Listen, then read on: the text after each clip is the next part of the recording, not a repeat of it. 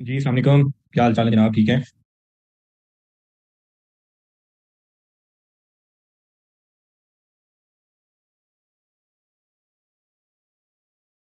जी अच्छा, आवाज़ आ रही है आपको?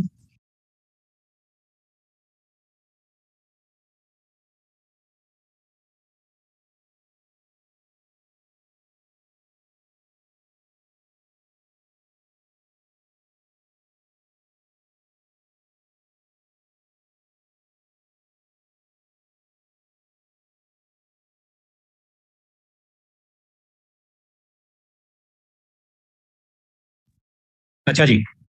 अवाम भाग गई है, कहाँ भाग गई है? सुना है मार्च में भी अवाम नहीं आ रही है। अवाम गई किधर है?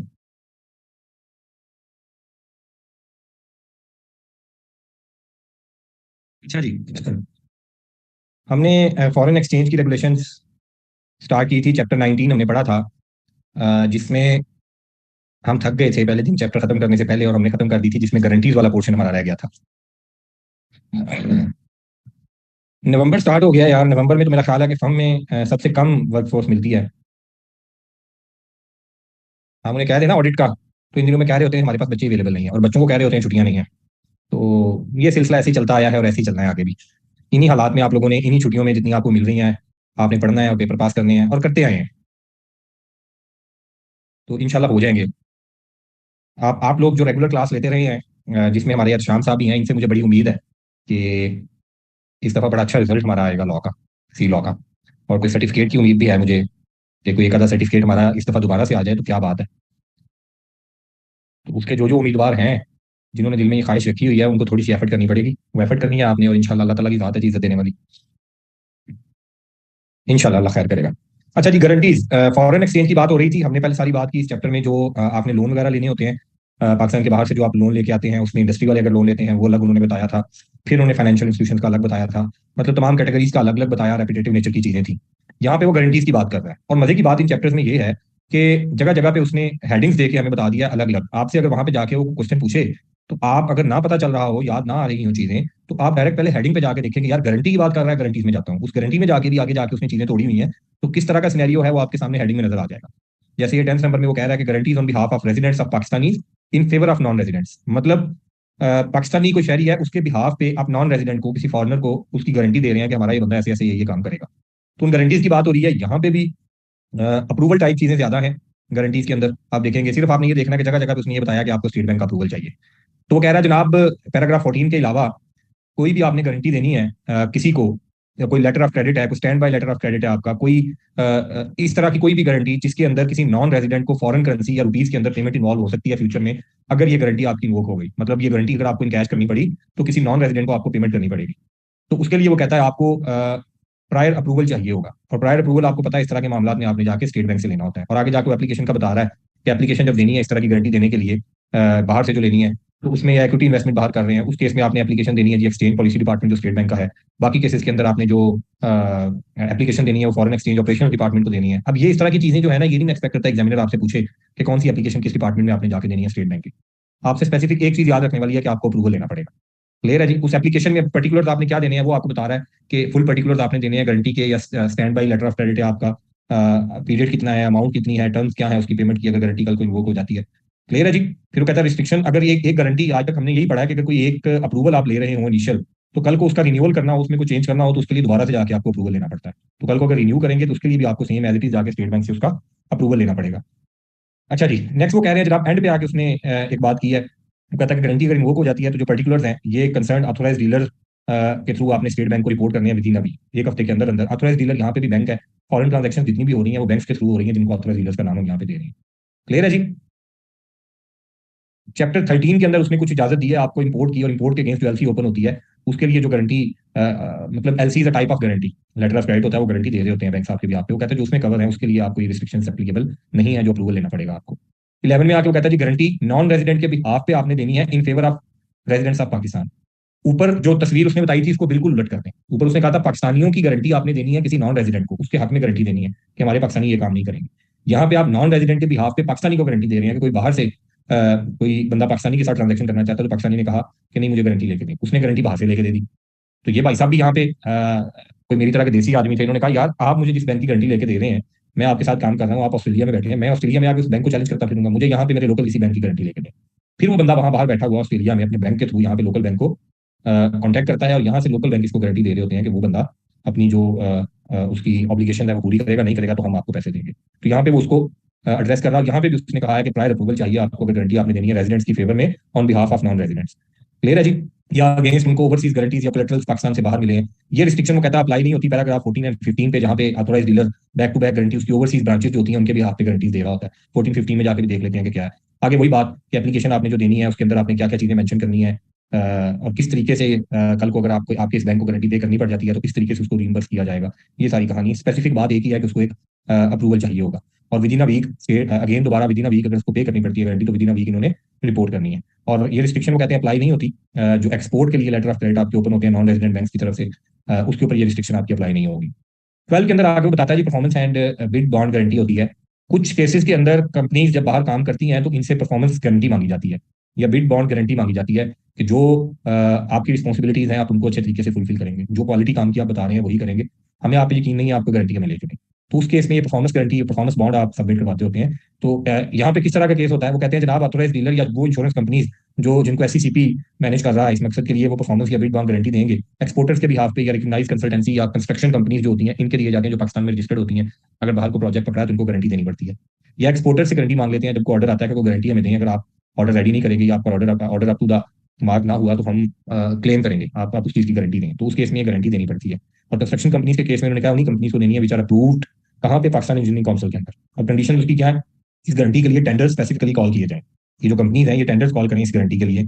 फिर जो बेनिफिशियरी है अब्रॉड जिसको आप गारंटी दे रहे हैं on behalf of this Pakistani company या पाकिस्तानी एक्सपोर्टर, वो फॉरेन गवर्नमेंट हो या गवर्नमेंट ओन कोई ऑर्गेनाइजेशन हो या प्राइवेट कंपनी या फर्म हो, मतलब किसी इंडिविजुअल को ये गारंटी नहीं दे सकते आप।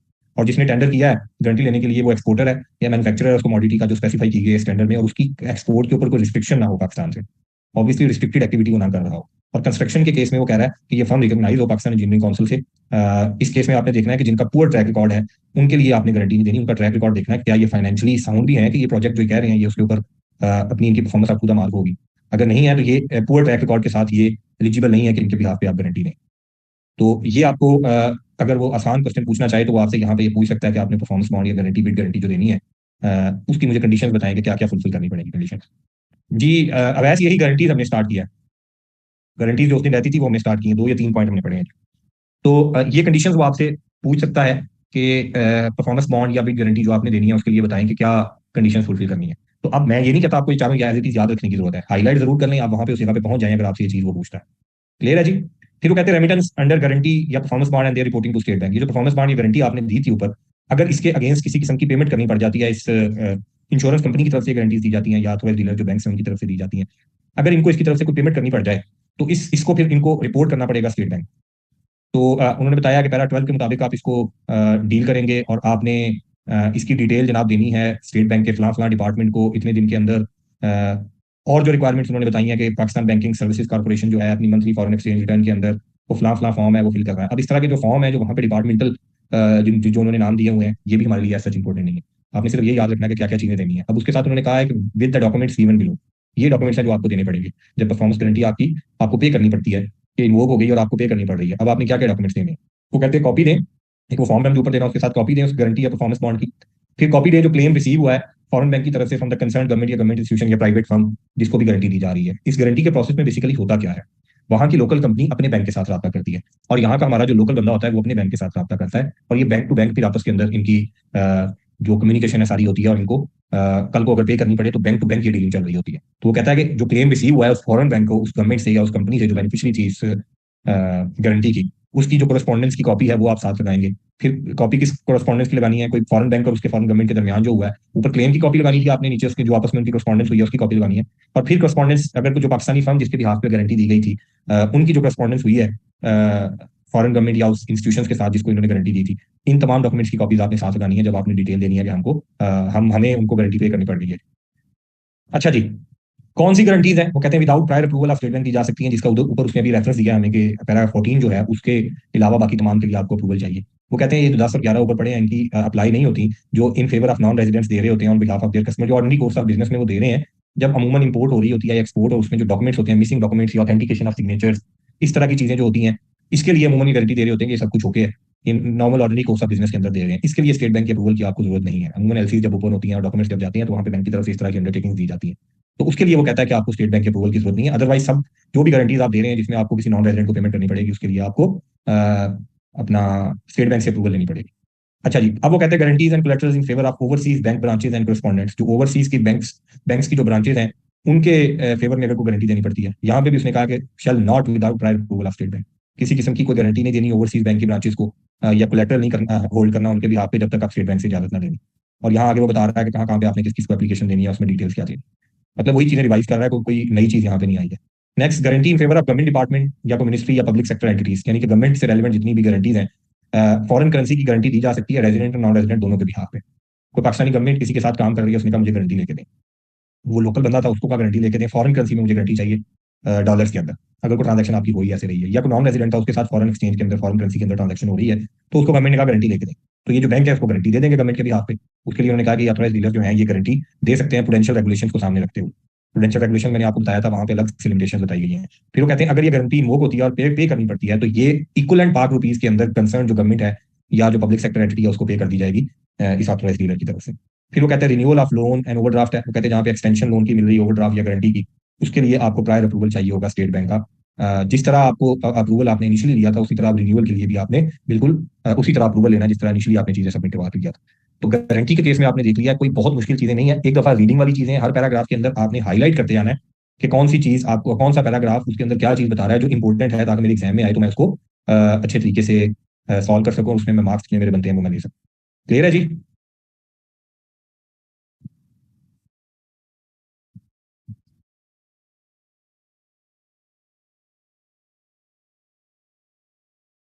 अच्छा जी, अब आ जाएं आपके सामने जो चैप्टर 20 है, जो मेरे ख्याल में एग्जाम पॉइंट ऑफ व्यू से इस दफा इंपॉर्टेंट है, जहां से वो चीजें पूछ सकता है आपसे। यहाँ पे वो सिक्योरिटीज के बारे में बात कर रहा है। सिक्योरिटीज, मेरा नहीं ख्याल कि आप हम एंड पे बिल्कुल अपने सेशन पे बैठे हैं और हमें पता नहीं होगा सिक्योरिटीज क्या होती हैं। इन सिक्योरिटीज का मतलब वही सिक्योरिटीज हैं जो हमने पढ़ी हैं, कि शेयर्स हैं, आपके बॉन्ड्स हैं, आपके डिबेंचर हैं, जो जो भी इसमें कवर होता है, ये उन्हीं की बात कर रहा है। तो सिक्योरिटीज में जब फॉरेन एक्सचेंज में अब आए हैं, तो ऑब्वियसली यहाँ पे कोई ना कोई ऐसा मामला इन्वॉल्व हुआ है जिसमें फॉरेन एक्सचेंज हमारा शामिल है, कि आप या पेमेंट फॉरेन एक्सचेंज में कर रहे हैं, या उसकी रिसीट आपको फॉरेन एक्सचेंज में आनी है, या पाकिस्तान से बाहर सिक्योरिटीज जा रही हैं, या पाकिस्तान में सिक्योरिटीज आ रही हैं। ये तमाम चीजें वो कहता है यहाँ पे मैं इस चैप्टर के अंदर डील करूंगा। और इसमें आप दोबारा से देखेंगे, स्टार्ट में उसने सिक्योरिटी की डेफिनेशन बताई है और फिर हेडिंग समझनी है। हमारी आसानी के लिए यहाँ पे चीजें हमारे पास मौजूद है कि सिक्योरिटीज इंपोर्ट करनी है तो क्या तरीका है, एक्सपोर्ट आपने करनी है फॉरेन सिक्योरिटीज उसका क्या तरीका है, अगर पाकिस्तानी सिक्योरिटीज आपने एक्सपोर्ट करनी है उसका क्या तरीका है, नॉन रेजिडेंट्स को अगर आपने ट्रांसफर करनी है उसका क्या तरीका है, और फिर उसकी जनरल एग्जाम्पशन क्या है। तो आगे फिर ऑनवर्ड सारी चीजें वो हमें बताता आएगा, आप देखेंगे इसमें बड़ी मजे मजे की चीजें हैं, और एग्जाम पॉइंट ऑफ व्यू से भी इंपॉर्टेंट चीजें अगर वो हमसे पूछ ले तो मेरा ख्याल है कि हमारे लिए आसान होगा कि हम यहाँ पे चीजें सामने लिखी हुई उसको वहाँ पे एक्सप्लेन कर देंगे। अच्छा जी, सिक्योरिटीज में आते हैं। डेफिनेशन में उसने हमेशा की तरह हमें वही बताया कि जनाब सेक्शन 2 हमारा जो एक्ट का है वो डिफाइन करता है सिक्योरिटी को, यही इसके साथ अंदर जो एक्ट है 1947 का, आपका फॉरेन एक्सचेंज का जो एक्ट है, वो इसके साथ लिंक कर रहा होता है उसको। पहले हमारे सिलेबस में कुछ चीजें उसकी शामिल होती थी, अब हमारे सिलेबस में उसने खत्म कर दिया है, सिर्फ चैप्टर 19 एंड 20 है। तो डेफिनेशन को आपने देख लेना है सिक्योरिटी का। नेक्स्ट जनाब वो उसमें जो रेजिडेंट आउटसाइड पाकिस्तान एक जो बंदा है ना, उसकी डेफिनेशन उसने बताई है। वो कहता है कि एक्ट के तहत जो पर्सन रेजिडेंट आउटसाइड पाकिस्तान है उसमें फॉरेन नेशनल आ जाता है, जिसमें फॉरेन नेशनल इंडो पाकिस्तान बरेसगीर रीजन का जो है, अगर उसको पाकिस्तानी है जिसके पास डुअल नेशनलिटी है, उसको भी हम फिर person resident outside Pakistan consider करते हैं। और कंपनी जो रजिस्टर्ड पाकिस्तान में है, अगर उसको कंट्रोल किया जा रहा है डायरेक्टली या इनडायरेक्टली, जो पर्सन रेजिडेंट आउटसाइड पाकिस्तान है, तो उसको भी हम फिर यही कहेंगे कि this company is also person resident outside Pakistan. तो ये डेफिनेशन हमें पता होनी चाहिए। नेक्स्ट अब आते हैं जी हमारी मेन जो रेगुलेशन है उस पर। वो कहता है इंपोर्ट ऑफ सिक्योरिटीज। आपने अगर कुछ सिक्योरिटीज बाहर से लेके आनी है, पाकिस्तानी या फॉरेन सिक्योरिटीज, उसके ऊपर वो कहता है कोई रिस्ट्रिक्शन नहीं है इस एक्ट के तहत on import in Pakistan of any securities whether Pakistani और फॉरेन। आप पाकिस्तान से बाहर हैं, वहां पे आपके पास सिक्योरिटीज मौजूद है, पाकिस्तान में लेके आना चाहते हैं आप लेके आ जाएं, कोई मसला नहीं। एक्सपोर्ट पे जब हम आए हैं तो हमें पैराग्राफ की शक्ल देख के अंदाजा हो रहा है कि यहाँ पे उसने कोई ना कोई रिक्वायरमेंट्स रखी हुई है। तो जो एक्सपोर्ट उसने कही है ना फॉरेन सिक्योरिटीज की, उस केस में वो कहता है जो पाकिस्तानी नेशनल है, जो रेजिडेंट है पाकिस्तान के अंदर, जो फॉरेन सिक्योरिटीज को होल्ड करते हैं किसी भी तरीके से, उन्होंने फॉरेन सिक्योरिटीज ली हैं, वो उसको रिटेन कर सकते हैं इन सिक्योरिटीज को। शर्त क्या है कि उन्होंने ये सिक्योरिटीज खरीदी हो लीगल तरीके से, इस तरीके से ना खरीदी हो कि ये ब्रीच या वायलेशन हो जाए फॉरेन एक्सचेंज रेगुलेशन। फेरा की रेगुलेशन की खिलाफ वर्जी ना की हो इन्होंने, वायलेशन ना की हो। अगर वायलेशन के बगैर आपने रखी है तो आप रख सकते हैं। हम चैप्टर 19 एंड 20 पढ़ रहे हैं सिर्फ, इसमें पूरे पीछे मतलब 18 तक चैप्टर है, जहाँ पे हर चैप्टर अलग से पॉइंट्स को डिस्कस कर रहा है। उसके अंदर भी बहुत सारी कहानियां इन्होंने लिखी हैं, और इस चैप्टर में अगेन दोबारा से जाके रेफरेंस आएगा कुछ और चैप्टर्स का जो हमारे सिलेबस में शामिल नहीं है, तो हमें वहां पे कई जगह पे आंखें बंद करके जाना पड़ता है। क्लियर है जी? नेक्स्ट वो कह रहा है जनाब, सेक्शन का रेफरेंस देके वो कहता है पाकिस्तान से आपने लेके जानी है या भेजनी है कोई security to any place outside Pakistan, Pakistan से बाहर आपने भेजनी है किसी किस्म की कोई सिक्योरिटी, तो ये आप नहीं भेज सकते एक्सेप्ट विद जनरल और special permission of State bank. आपको जनरल परमिशन अगर मिली हुई है उसके तहत या स्पेसिफिक परमिशन आप लेंगे इसकी, उसके तहत आप इसको भेज सकते हैं, अदरवाइज आपको इजाजत नहीं है, स्टेट बैंक से आपको इजाजत लेनी पड़ेगी। जो लोग वो कहते हैं पाकिस्तान के अंदर हैं और होल्ड करते हैं फॉरेन सिक्योरिटीज और वो इन सिक्योरिटीज को भेजना चाहते हैं बैंक्स को, ब्रोकर्स को या एजेंट्स को, पाकिस्तान से बाहर जो बैंक्स, ब्रोकर्स या एजेंट्स हैं सेल करने के लिए या ट्रांसफर करने के लिए, उन्हें स्टेट बैंक को अप्लाई करना पड़ेगा through authorise dealer, authorise dealer के थ्रू इन्हें अप्लाई करना पड़ेगा।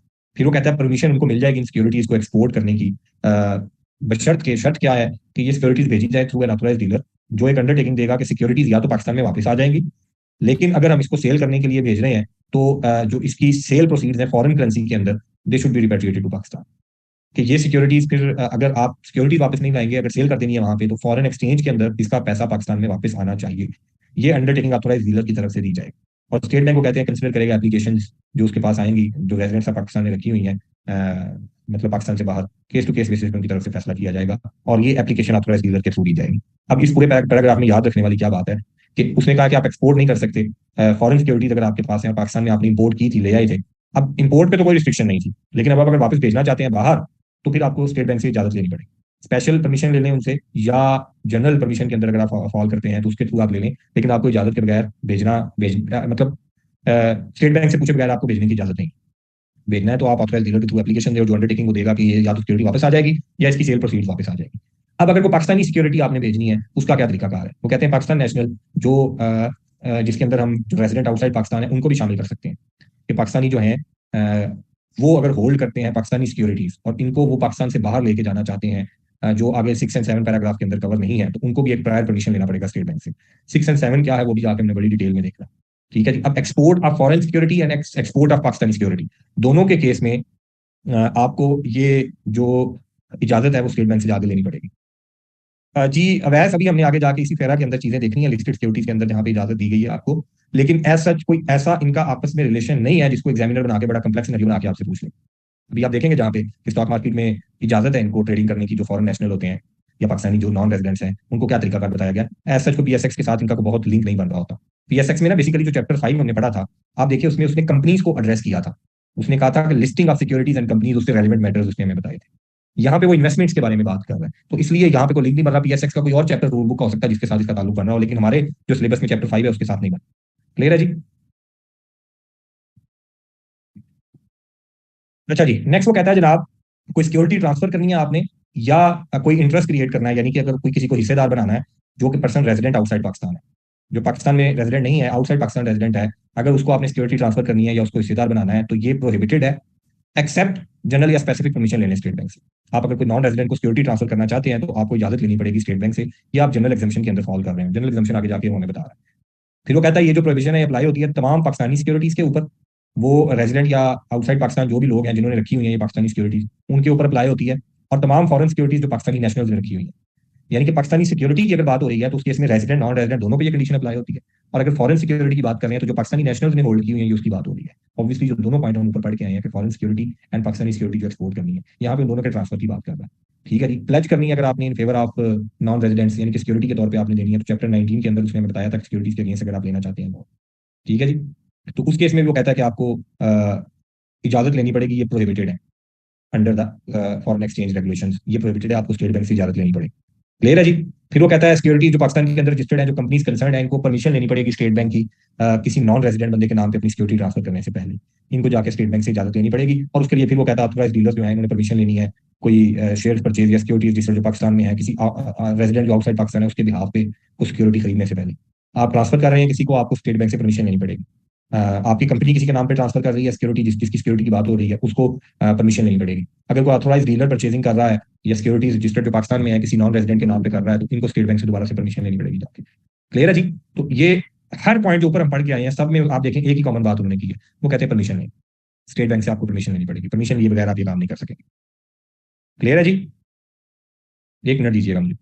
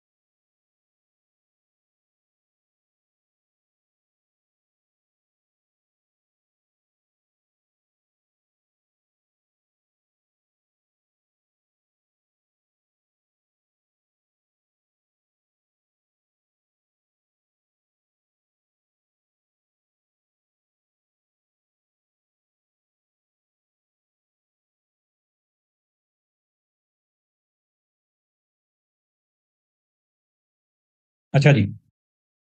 अब आते हैं जनरल एग्जाम्पशन की तरफ कि उसने रिस्ट्रिक्शन लगा दी कि आपको पाकिस्तानी सिक्योरिटी किसी नॉन रेजिडेंट के नाम पे ट्रांसफर नहीं कर सकते, और अगर आपने कोई फॉरेन सिक्योरिटी रखी है उसको नॉन रेजिडेंट को ट्रांसफर करना चाहते हैं, वो नहीं कर सकते परमिशन के बगैर। तमाम जगह पे उसने कहा स्टेट बैंक से इजाजत लेनी है। एक जनरल एग्जाम्पशन उन्होंने दी। वो कहते हैं जो स्टेट बैंक साहब है ना, ये जनरल एग्जाम्पशन दे रहे हैं प्रोविजन से, जो 13(1) का जगह जगह पे उसने रेफरेंस दिया था, issue transfer and export of securities, किस बेस पे दे रहे हैं? On repatriation basis. रिपेट्रिएशन का मतलब होता है कि जो सिक्योरिटी जाती है ना, उसके अगेंस्ट पैसा यहाँ पे आना चाहिए। ये ना हो कि सिक्योरिटी आप दे रहे हो, पैसा बारो बार सबके कर रहे हैं। रिपेट्रिएशन बेसिस पे होता है, आप पैसा यहाँ पे मंगवा रहे होते हैं बाहर से, और ऑब्वियसली जो उनका रिटर्न है, कोई डिविडेंड है, वो उनको आप वहाँ पे बाहर बेच रहे होते हैं। तो वो कहता है पैराग्राफ बी के अंदर आपको बताया हमने कहाँ कहाँ पे ये एक्सेप्शन अप्लाई होती है, किन नॉन रेजिडेंट्स को। वो कहता है पैराग्राफ ए के अंदर मैंने कवर किए तीन चीजें। नॉन रेजिडेंट्स कौन है जिनको ट्रांसफर की जा सकती हैं, वो पैराग्राफ ए में। किन कंडीशंस में या किस किस केस के अंदर ये अप्लाई होता है, वो पैराग्राफ बी के अंदर बताया गया। और कंडीशंस क्या फुलफिल करनी है आपने, दो बेसिकली, वो ऊपर ही उसने बता दी। वो कहते हैं कब करेंगे, और अगर करना है तो जो इशू प्राइस है आपकी वो क्या होगी। वो कहते हैं इशू प्राइस या परचेज प्राइस जो है, जो आप सिक्योरिटीज उनको इशू कर रहे हैं उसके अगेंस्ट जो पैसे आपने लेने हैं, ये पे की जाएगी in foreign exchange through normal banking channel. आपने फॉरेन एक्सचेंज में पैसा लेना उनसे, नॉर्मल बैंकिंग चैनल के थ्रू लेना है, और बाहर से रेमिटेंस आए, या उन्होंने जो फॉरेन करेंसी अकाउंट मेंटेन किया हुआ है उस परचेजर ने पाकिस्तान के अंदर, इससे पहले अगर उसने कोई मेंटेन किया हुआ है और उस अकाउंट के अंदर अगर उसने कोई फॉरेन करेंसी के अंदर पैसे रखे हुए हैं, तो उसमें से वो पेमेंट करे। इशू के बोनस इशू के केस में या ट्रांसफर ऑफ जो यूनिट्स हैं जो B5 के अंदर उसने बताए हैं, वो कहता है उसमें एक्सेप्शन है। अदरवाइज शर्त क्या है, जब भी सिक्योरिटीज आपने देनी है फॉरेन एक्सचेंज में रिसीट चाहिए दो तरह से। एक, या आपको बाहर से वो रेमिटेंस मिल जाए, दूसरा या पहले से रेमिटेंस आई है और उसके फॉरेन करेंसी अकाउंट के अंदर यहाँ पे पड़ी है, उन दोनों में से कहीं से पेमेंट करते हैं। और जो एक्सेप्शन दे रहा है वो कहता है पॉइंट पैराग्राफ बी के अंदर 5 पॉइंट में, वो होता है कि अगर एक सिक्योरिटी आपने ऑलरेडी पाकिस्तान से बाहर इशू की हुई है, एहतशाम साहब भी पाकिस्तान से बाहर बैठे हैं और अवैध साहब भी पाकिस्तान से बाहर बैठे हैं, इन दोनों ने आपस में, एहतशाम के पास ऑलरेडी वो सिक्योरिटीज मौजूद थी जो उसने शराइत पूरी करते हुए ली थी, अब ये अवैध को वहां पे ट्रांसफर कर रहे हैं, तो उस केस में ऑब्वियसली बाहर बैठे इनकी ट्रांजेक्शन हो जाती है। अल्टीमेटली यहाँ पे ना किसी किस्म का इन्फ्लो होता है ना सिक्योरिटीज का आउटफ्लो होता है। तो वो एक्सेप्शन उन्होंने दिया, अभी जाके हम देखते हैं B5 के अंदर उसने क्या बताया। दूसरी शर्त क्या है, एक तो उसने कहा परचेज प्राइस आपकी फॉरेन एक्सचेंज में आनी चाहिए। दूसरा वो कहता है जो परचेज प्राइस है ये कम नहीं होनी चाहिए। लिस्टेड कंपनी के केस में जो मार्केट के अंदर आपकी लिस्टेड कंपनी के केस में जो प्राइस आपकी मार्केट प्राइस है उससे कम नहीं होनी चाहिए, और in case of non listed company, non listed company breakup value से कम नहीं होनी चाहिए, और यहाँ पे आपको फिर practising chartered accountant tax certificate भी चाहिए होगा। और अगर आपके म्यूचुअल फंड है तो उस केस में जो आपकी नेट एसेट वैल्यू होती है, इन case of units of funds, जो म्यूचुअल फंड्स अपने यूनिट्स इशू करते हैं, तो इनकी नेट एसेट वैल्यू की बेस पे होनी चाहिए। Net asset value per unit जो रेट होता है उससे कम पे आपने इशू नहीं करनी है। किनको इशू कर सकते हैं जी, वो कहते हैं कि पाकिस्तानी नेशनल जो रेजिडेंट आउटसाइड पाकिस्तान, अगर पाकिस्तान से बाहर कोई पाकिस्तानी नेशनल रह रहा है, उसको आप इशू कर सकते हैं। अगर कोई बंदा जिसके पास डुअल नेशनलिटी है, जिसमें से एक पाकिस्तान की है, वो पाकिस्तान में रह रहा है या पाकिस्तान से बाहर रह रहा है, हमने इसको नॉन रेजिडेंट कहा था, आप उसको इशू कर सकते हैं। किसी फॉरेन नेशनल को भी इशू कर सकते हैं पाकिस्तान के अंदर या पाकिस्तान से बाहर रहते हुए। फिर वो कहते हैं कंपनी या फर्म या ट्रस्ट या कोई म्यूचुअल फंड या private fund incorporated registered and functioning outside Pakistan, जो पाकिस्तान से बाहर रजिस्टर्ड एंड इनकॉर्पोरेट हुई हैं, उनको आप कर सकते हैं। लेकिन एक्सक्लूड किसको किया है, जो एंटिटीज हैं जिनको ओन कर रही है कोई फॉरेन गवर्नमेंट, उनको आपने इशू नहीं करना। अदरवाइज प्राइवेट सेक्टर के अंदर जो कंपनीज या पार्टनरशिप फर्म्स रजिस्टर्ड है उनको आप इशू कर सकते हैं। अब किन किन केसेस के अंदर ये कंडीशन अप्लाई होती है, यहाँ पे फिर आसान बातें आ गई। क्या वो कहता है इशू ऑफ शेयर्स जो आप कर रहे हैं, मुदारबा सर्टिफिकेट इशू कर रहे हैं या यूनिट्स आप इशू कर रहे हैं from new public offers, irrespective of the nature of the business of the company. अगर कोई न्यू पब्लिक ऑफर कर रहे हैं उसमें से आप इशू कर सकते हैं। एक्जिस्टिंग शेयर्स को ट्रांसफर कर सकते हैं, यहाँ पे देखिए उसने इशू ऑफ शेयर्स की बात की है, यहाँ पे ट्रांसफर ऑफ शेयर्स की बात की है कि अगर ऑलरेडी आपके इशू हुए हैं तो उनको ट्रांसफर भी कर सकते हैं। And the third one is private placement भी कर सकते हैं आप, जो प्राइवेट प्लेसमेंट की हम रेगुलेशन पढ़ के आए थे उसी के मुताबिक जो आपने लिमिटेड ग्रुप ऑफ इन्वेस्टर्स को देनी होती है, तो प्राइवेट प्लेसमेंट भी आप कर सकते हैं। फिर वो कहता है प्राइवेट प्लेसमेंट कर सकते हैं जो प्राइवेट फंड मैनेजमेंट कंपनी है, उसने अगर कोई प्राइवेट फंड मैनेज किया हुआ है जो SECP के रूल्स के मुताबिक, तो उसके तहत भी प्राइवेट प्लेसमेंट कर सकते हैं new units of private fund. जो प्राइवेट फंड मैनेज किया जाता है उसके भी यूनिट्स होते हैं, जिस तरह म्यूचुअल फंड के होते हैं, उसके यूनिट्स भी आप इशू कर सकते हैं इन चारों कैटेगरीज में जो ऊपर उसने आपको बंदे बताएंगे। फिर वो कहता है इशू ऑफ यूनिट्स जो म्यूचुअल फंड के यूनिट्स हैं, ओपन एंड स्कीम वाले, क्लोज एंड फंड की बात नहीं हो रही, ओपन एंड स्कीम वाले जो यूनिट्स हैं उनकी बात हो रही है, वो आप इशू कर सकते हैं जिसको एसेट मैनेजमेंट कंपनी एक मैनेज कर रही होती है। फिर वो कहते हैं ट्रांसफर, इन तमाम का ट्रांसफर भी, ऊपर उसने शेयर्स की इशुएंस की बात की, साथ ही ट्रांसफर की कर दी। फिर यूनिट्स की बात करता आ रहा है इन तीनों के अंदर, और उसने कहा इशू तो मैंने करने की बात कर दी है, इनका ट्रांसफर भी अगर आप कर रहे हैं जो ऑलरेडी इशूड है तो वो भी यहाँ पे कवर हो गए। फिर वो कहते हैं ट्रांसफर ऑफ पाकिस्तानी सिक्योरिटीज, जो अब अभी मैंने आपको कहा था B5, कि जो पाकिस्तानी सिक्योरिटीज किसी नॉन रेजिडेंट के पास है ऑलरेडी, जो पाकिस्तान से बाहर मौजूद है, रिपेट्रिएबल बेसिस के ऊपर उसने रखी हुई है, वो किसी और एलिजिबल बंदे को दे दे जो ऑलरेडी रेजिडेंट आउटसाइड पाकिस्तान है। जैसे मैंने कहा कि वैस साहब और अचान साहब दोनों पाकिस्तान से बाहर हैं, और इनमें से एक के पास सिक्योरिटीज है जो उसने रिपेट्रिएबल बेसिस पे कंडीशंस को फुलफिल करते हुए रखी है, तो ये एक दूसरे के नाम पे वहां पे ट्रांसफर कर सकते हैं। को राइट शेयर देने हैं, बोनस शेयर देने हैं, या एडिशनल यूनिट्स आपने देने हैं इन यूनिट्स की बेस पे जो ऑलरेडी उनके पास मौजूद है, तो आप दे सकते हैं जनाब। कोई गवर्नमेंट सिक्योरिटीज इशू करनी है वो की जा सकती है। फिर वो कहते हैं कोई डेट इंस्ट्रूमेंट आपने इशू करना है, जो रुपी में डिनोमिनेटेड कॉर्पोरेट डेट इंस्ट्रूमेंट होता है, या PTCs होते हैं, या वापडा बॉन्ड्स होते हैं, उसके लिए गवर्नमेंट स्पेसिफिक अगर SRO इशू कर दे तो वो आप इशू कर सकते हैं। ये तमाम उसने कहा इन केसेस के अंदर आप सिक्योरिटीज उनको इशू कर सकते हैं। आगे वो बता रहा है जनाब के कंपनीज ने करना क्या है, ऊपर पैराग्राफ A और B के अंदर हम जो पढ़ के आए इशू या ट्रांसफर कर रहे हैं, तो उस केस में कौन सी जो रेगुलेशन है जिनको आपने फॉलो करने की जरूरत नहीं है। वो कहते हैं ये एग्जाम्प्ट है company from the operation of restriction जो 18(1) of foreign exchange regulation act में बताइए, हमें इससे कोई गर्ज नहीं है कौन सी रिस्ट्रिक्शन है। क्लियर है जी। अब आगे ऊपर उसने कहानी सुनाई है कौन कौन सी हो सकती है। अब ये इंपॉर्टेंट है, आपके एग्जाम पॉइंट ऑफ व्यू से इंपॉर्टेंट है। वो आपसे सिनेरियो बना के पूछ ले कि फलां फलां कंपनी है, वो अपने शेयर जो है वो सेल करना चाहती है, या फलां भाई साहब हैं वो उनके पास पाकिस्तानी कंपनी के शेयर हैं, वो ट्रांसफर करना चाहते हैं किसी और नॉन रेजिडेंट को, तो बताएं क्या वो कर सकते हैं। तो इस सारे पॉइंट के अंदर जो सबसे इंपॉर्टेंट चीज है वो ये है, रिपेट्रिएशन बेसिस के ऊपर उन्होंने देने होते हैं, इसका पैसा पाकिस्तान में आना चाहिए जो उन्होंने यहाँ पे बताया। तो कंडीशंस कौन कौन सी फुलफिल होनी चाहिए वो आपको यहाँ पे पता होनी चाहिए। ये दो कंडीशन उसने कहा है कि एक तो प्राइस फॉरेन एक्सचेंज में आनी चाहिए और दूसरा प्राइस मतलब कितनी प्राइस आपने चार्ज करनी है, ये सारा आपको यहाँ पे बताया गया। आगे प्रोसीजर की बात कर रहा है, वो कहता है कंपनीज ये जो शेयर इशू कर रही है न्यू पब्लिक ऑफर से रिपेट्रिएबल बेसिस पे, आगे वो सारे पैराग्राफ की बात कर रहा है कि ये एक foreign currency collection account open करवाएंगी बैंक्स के अंदर पाकिस्तान से बाहर या पाकिस्तान के अंदर सब्सक्रिप्शन मनी रिसीव करने के लिए। हमने सारा प्रोसेस पढ़ा हुआ है। जब पाकिस्तान के अंदर शेयर इशू करने होते हैं तो कंपनीज एक एस्क्रो अकाउंट ओपन करवाती हैं, उसके अंदर पैसा आता होता है। वो पैसा आप नहीं यूज कर सकते जब तक आप शेयर ट्रांसफर ना कर दें। ये वही कह रहा है, अब आपने बाहर से पैसा लेना है तो फॉरेन करेंसी अकाउंट या पाकिस्तान से बाहर ओपन करवा लें, यहाँ किसी बैंक के पास ओपन करा लें, यहाँ पे पैसा आएगा। और अनसक्सेसफुल एप्लीकेंट्स को आपने जो पैसा है वो within a week of allotment of shares आपने जो अनसक्सेसफुल एप्लीकेंट्स हैं उनको पैसा वापस कर देना है। प्रोसीड्स रियलाइजेशन सर्टिफिकेट्स, इसको पीआरसी कहते होते हैं। ये जो है ये एविडेंस होता है कि सब्सक्रिप्शन मनी पाकिस्तान में रिपेट्रिएटेड हो चुकी है।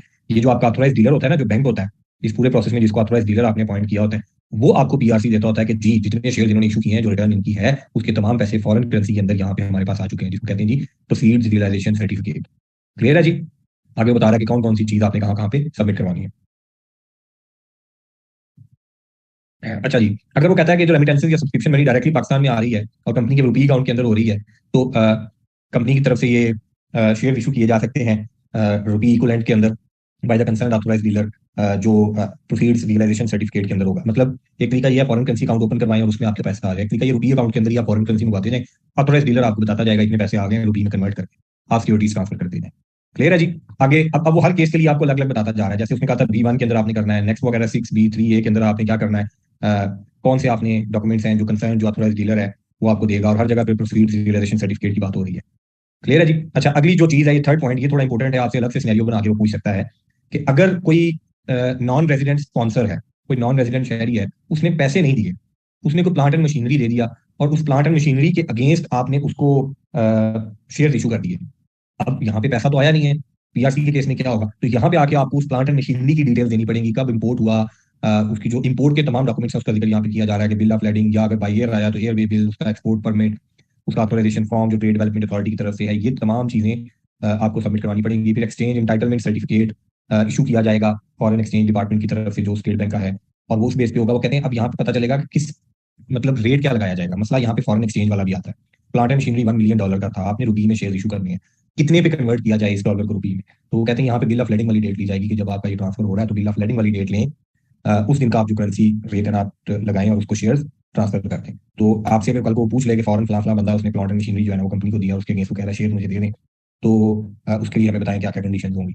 तो ये आपको याद होना चाहिए फला पैराग्राफ के अंदर उसमें जाके। इस तरह की चीज ढूंढनी थोड़ी सी मुश्किल हो जाती है, अदरवाइज तो पैराग्राफ के अंदर चीजें आपको बताई गई होती है। क्लियर है जी। अच्छा जी, नेक्स्ट वो कह रहा है अगर नॉन रेजिडेंट स्पॉन्सर्स हैं वो पे करना चाहते हैं फॉरेन करेंसी के अंदर, और ये जो पेमेंट है ये फॉरेन करेंसी अकाउंट के अंदर जो ऑथराइज्ड डीलर के पास आपने ओपन करवाया हुआ है, अगर आप रखना चाहते हैं तो उसके लिए आपको क्या क्या देना पड़ेगा। यहाँ पे फिर सर्टिफिकेट ऑफ डिपॉजिट आ जाता है कि सर्टिफिकेट ऑफ डिपॉजिट होगा, ये कंपनी है ये शेयर इशू करेगी जब पैसे इनके पास आ जाएंगे इक्वलेंट रुपी अमाउंट के अंदर इनके इनके रुपी अकाउंट में। तो अब यहाँ पे जो चीजें हैं ये प्रोसीजरल चीजें ज्यादा नहीं है कि किस केस में आपको कौन कौन सा डॉक्यूमेंट है जो ऑथराइज्ड डीलर आपको इन्वॉल्व होकर वो डॉक्यूमेंट देगा, ये आपकी रीडिंग के लिए है। 0.5 भी हो गया, 6 भी हो गया। नेक्स्ट में अब खास तौर पे ये जो 0.6 है कि ऑर्डिनरी शेयर अगर आप दे रहे हैं पब्लिक ऑफर के अंदर फलां फलां के तहत, तो आपने कौन कौन से डॉक्यूमेंट्स हैं वो सबमिट करवाने हैं। उसके अंदर वो कहता है जनाब proceed realisation certificate in regional with permission of stock exchange of Pakistan, उसकी परमिशन चाहिए। फिर ऑर्डिनरी शेयर अगर प्राइवेट प्लेसमेंट के थ्रू अगर आप दे रहे हैं तो उस केस में आपको क्या क्या डॉक्यूमेंट देने पड़ेंगे। फिर जनाब यूनिट्स अगर आप दे रहे हैं तो उस केस में पीआरसी इन रीजनल आपने देना है। फिर जनाब नेक्स्ट राइट शेयर अगर आप दे रहे हैं फलां फलां पैराग्राफ के अंदर, तो उस केस में बोर्ड रेजोल्यूशन की कॉपी आपने सबमिट करवानी है। तो इसको इस पैराग्राफ को आपने एक दफा पढ़ लेना है, आपको आइडिया हो जाएगा। एक मिनट दीजिएगा मुझे।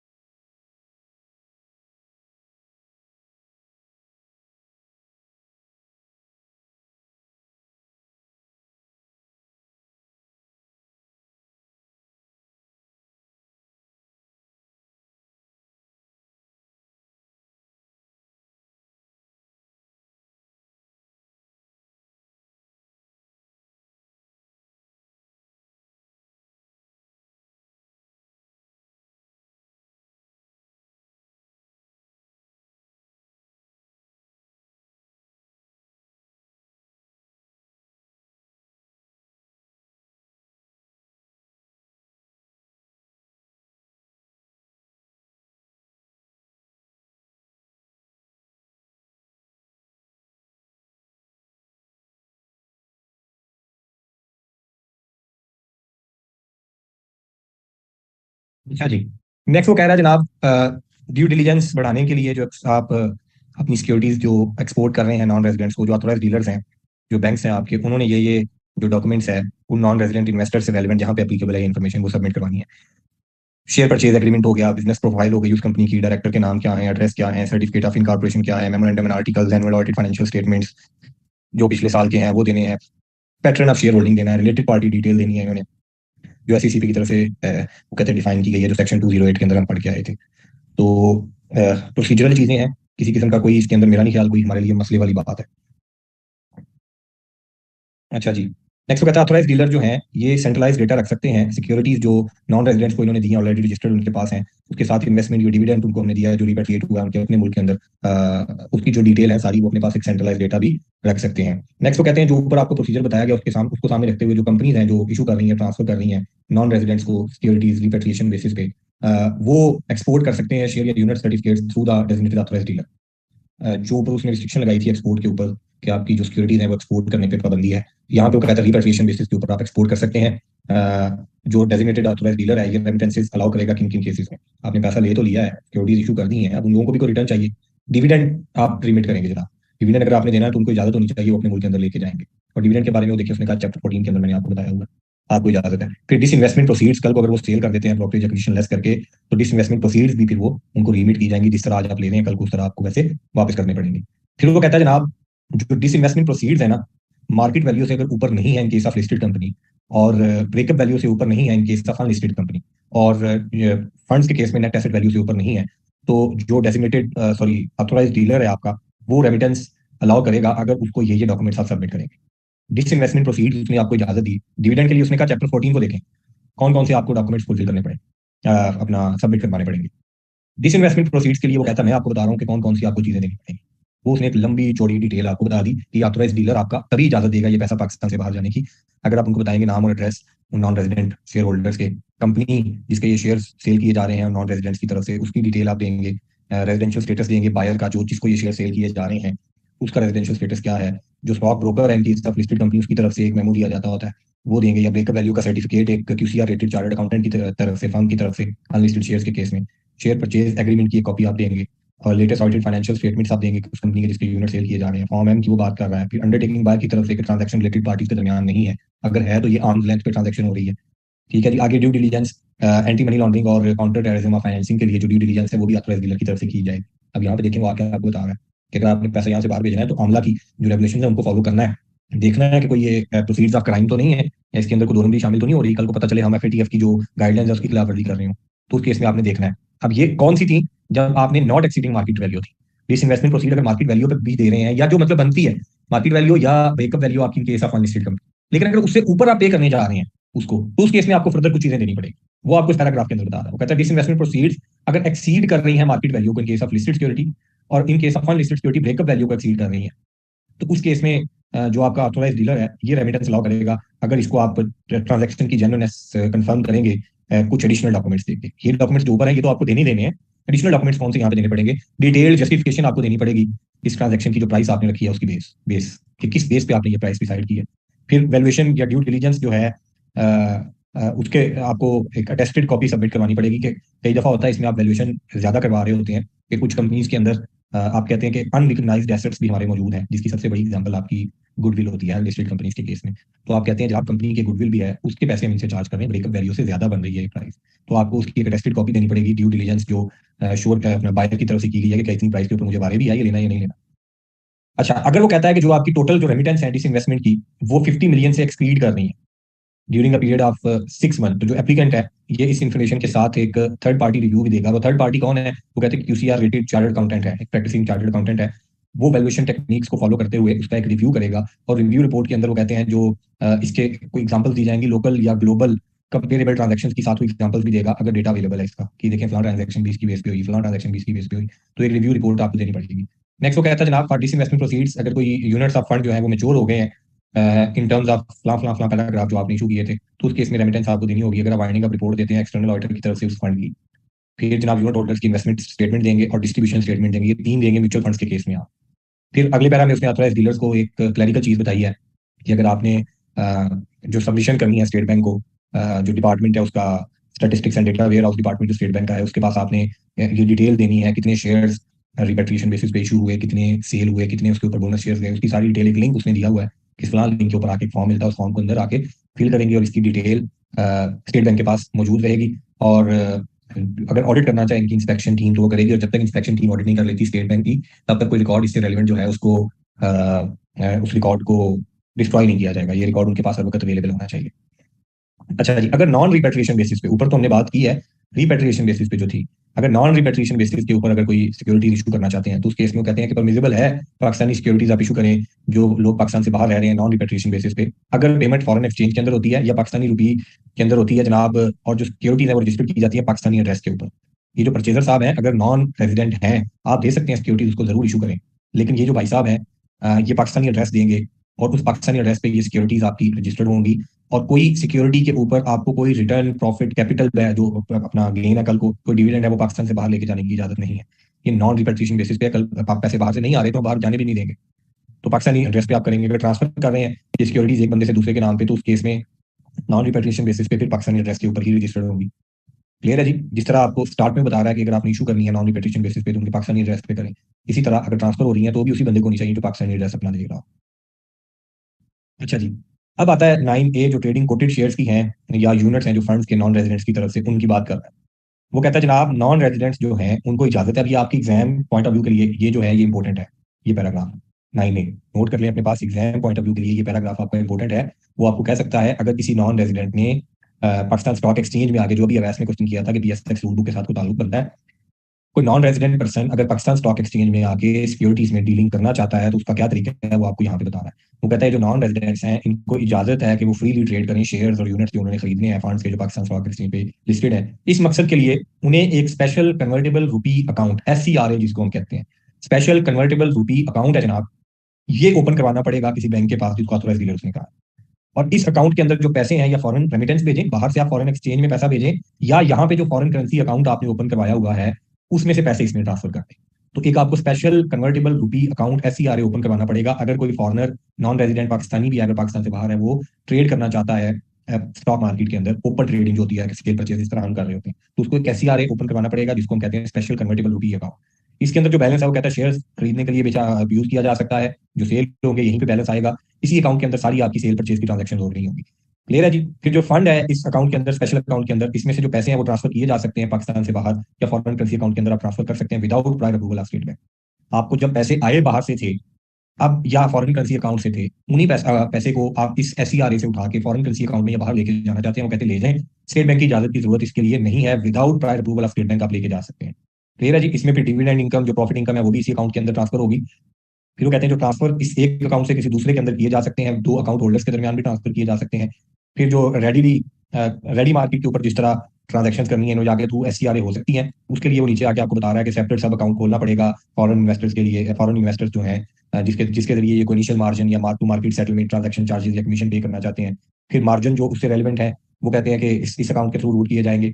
रिफंड जब मार्जिन का किया जाएगा नॉन रेजिडेंट को तो जो ऑथराइज डीलर है जो बैंक है वो इंश्योर करेगा कि ब्रोकर ने जो डेट है इंस्ट्रूमेंट नंबर है इस जो मार्जिन मनी है उसका वो रिसीव हो चुका हो। यहाँ पे थोड़ी सी वो टेक्निकल बातें करता है लेकिन इसको सिर्फ एक दो दफा आपने रीड करके उससे आगे चलना है कि ये हमें अलग अलग अकाउंट्स की क्या कहानी सुना रहा है। ये पैराग्राफ आपने याद रखना है कि स्पेशल कन्वर्टेबल रूपी अकाउंट इन्होंने लाजमी ओपन करवाना है और उसका क्या क्या तरीका कार है ओपन करवाने का। क्लियर है जी?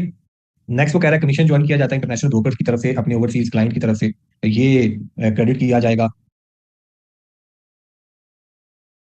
मैं उम्मीद ये रख रहा हूँ वैसे कि इसमें से स्ट्रेट फॉरवर्ड क्वेश्चन आएगा आपके पास फॉरेन एक्सचेंज रेगुलेशन में से, मुझे उम्मीद ये है कि यहाँ से स्ट्रेट फॉरवर्ड आएगा। थोड़ा सा अगर घुमाने की कोशिश भी करेगा तो अल्टीमेटली सिनेरियो के एंड पे जाके चीज आपने स्ट्रेट ही को ढूंढ के लिखनी होगी, या एक से ज्यादा जगह पे चीजें स्कैटर्ड होंगी जो आपने लिखनी होगी, और इसमें कोई कम्प्लेक्सिटी बहुत ज्यादा शामिल नहीं करेगा। अस्सलाम वालेकुम सर, वो आज आ रही है? जी जी बिल्कुल आ रही है। अच्छा सर, जो इस दफा क्वेश्चन समर 22 में आया था वो बैंक के साथ एक दूसरा सीरा का उन्होंने कर दिया था, तो वो ये चैप्टर 19 से आया था ना? जी चैप्टर 19 में से आपसे पूछा था उसने, यानी वो 19 में सिनेरियो टेस्ट हो सकता है? यहाँ भी हो सकता है, लेकिन उस सिनेरियो को भी जब आप जाके देखेंगे वो देखें बड़ा कम्प्लेक्स सिनेरियो नहीं है, उसने सिर्फ स्टूडेंट्स को परेशान कर दिया था। एग्जामिनर भी बड़ा सियाना है ना, उसने देखा कि मैं यहाँ पे कम्प्लेक्स नहीं कर सकता, उसने एक लोकल बैंक एक फॉरेन बैंक को इकट्ठा कर दिया। अब स्टूडेंट यही सोच के परेशान होते रहे कि यार लोकल बैंक के केस में मैं क्या कर रहा हूँ, उसमें उसने रिलेटेड पार्टी की ट्रांजैक्शन डाल दी थी, उसको रिलेटेड पार्टी बना दिया था, इसके अलावा और कुछ भी नहीं देखना था हमने। तो फेरा पे तो आए बाद में थे लोग, पहले लोकल बैंक के ऊपर ही फंसे रहे, तो थोड़ा सा कम्प्लेक्स के दो पार्ट थे। तो सर जो फॉरेन बैंक था वो इस केस में ऑथराइज्ड डीलर होगा जी आप देखिए फॉरेन, हमने जो चैप्टर 19 पढ़ा है उसमें आपने देखा हम्म, नहीं है कि फॉरेन बैंक से जब आपने पैसे लेने हो तो आपको ट्राई पूरी करनी पड़ती है सारी। वो क्वेश्चन देखते हैं हम, हम्म, हम्म, अभी अभी अभी ठीक है हम सर। क्वेश्चन देखते हैं तो मैं आपको बताता हूँ, देखें कैसे उसमें आपसे पूछा हुआ है, कैसे कल कोई पूछ सकता है क्वेश्चन। हाँ सर, बहुत शुक्रिया सर, थैंक यू।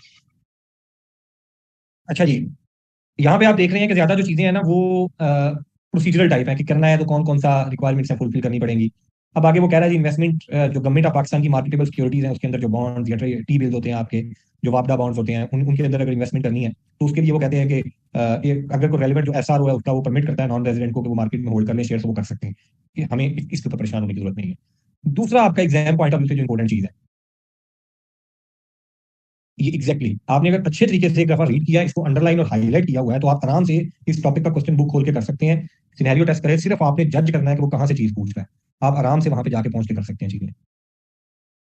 अच्छा जी, दूसरी जो मैं बात कर रहा था दूसरा जो एग्जाम पॉइंट ऑफ व्यू से इंपॉर्टेंट है, एक मैंने बताया अगर कोई फॉरेन नेशनल ट्रेडिंग करना चाहता है, अब यहाँ पे है कोई पाकिस्तानी नेशनल है जो नॉन रेजिडेंट है, वो करना चाहता है तो कैसे करे। वो कहते हैं trading of quoted share and unit stock market में ट्रेड करना चाहता है by non residents through NRP rupee value account, जिसको एनआरवीए कह रहे हैं।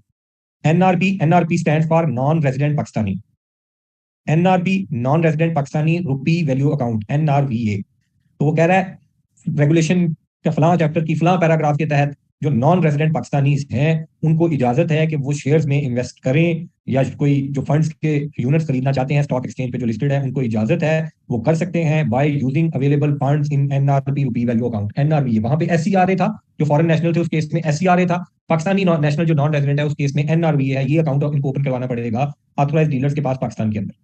इस मकसद के लिए वो कहते हैं जनाब जो ऑथोराइज डीलर्स हैं वो प्रोसीजर फॉलो करेंगे जो पैराग्राफ 9A में बताया गया है, लेकिन एनआरबी इसके लिए कुछ एडिशनली बता रहा है कि ये अलाउ कर सकते हैं जो सेंट्रल डिपॉजिटरी सिस्टम या एनसीसीपीएल है, नेशनल क्लियरिंग कंपनियां पाकिस्तान, उनकी भी सहूलियात को इस्तेमाल कर सकते हैं फॉर कस्टडी एंड सेटलमेंट। जिस तरह यहाँ पे लोकल मार्केट में आप बैठ के कर रहे होते हैं ना, स्टॉक मार्केट के अंदर बेसिकली तीन आपके जो मेन पिलर है, मैं इसको कहता होता हूँ कि ये एक ट्रायंगल है।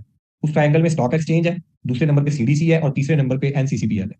ये तीनों का मिलकर स्टॉक मार्केट का सिस्टम चल रहा होता है, कि स्टॉक मार्केट ने एक फोरम दिया हुआ है जिसपे शेयर्स की ट्रेडिंग होनी है, कंपनीज लिस्टेड है, सीडीसी के अकाउंट के अंदर वो शेयर्स पड़े होते हैं जो इसी अकाउंट के अंदर मूव होते हैं, कोई बंदा खरीदता बेचता, और एनसीसीपीएल क्लियरिंग का काम करता है कि पेमेंट क्लियर हो गई है तो उसके बाद शेयर्स की भी क्लियरिंग या ट्रांसफर हो।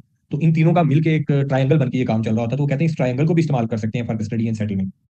जो इन्वेस्टर है वो स्पेसिफिकली रिक्वेस्ट कर दे कि मेरे लिए ये अरेंजमेंट कर दे, मैं पाकिस्तान से बाहर बैठा हूँ, मैंने एक ये एनआरबीए ओपन करवा लिया है, जो रुपी वैल्यू अकाउंट है मैंने ओपन करवा लिया है, मुझे अब वही सीडीसी और एनसीसीपीएल वाला जो सेटलमेंट और क्लियरिंग वाला है ना उसके लिए मुझे फैसिलिटेट करें।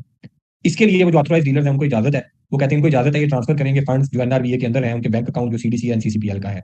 आपने से जिन लोगों ने मार्केट में ट्रेडिंग की है उनको अंदाजा है कि आपको पैसे देने पड़ते हैं। वो ब्रोकर के पास आपका पैसा पड़ा होता है, जो जो उसका सीडीसी और एनसीसीपीएल का आपका एक सॉफ्टवेयर आपको देते हैं ना, उसमें आपको नजर आ रहा होता है कि मेरे ट्रेडिंग अकाउंट के अंदर कितने पैसे पड़े। तो उसके अंदर ये ट्रांसफर कर देते हैं कोटेड शेयर खरीदने के लिए। ये जो सीडीसी एनसीसीपीएल है ये स्टॉक ब्रोकर्स मेमो देंगे कि शेयर्स सेल हो रहे हैं या परचेज हो रहे हैं, वहां पे एससीआरए के थ्रू था, आप यहाँ पे एनआरबीए के साथ आपको जो आपका ट्रेडिंग का अकाउंट होता है उसके थ्रू भी आप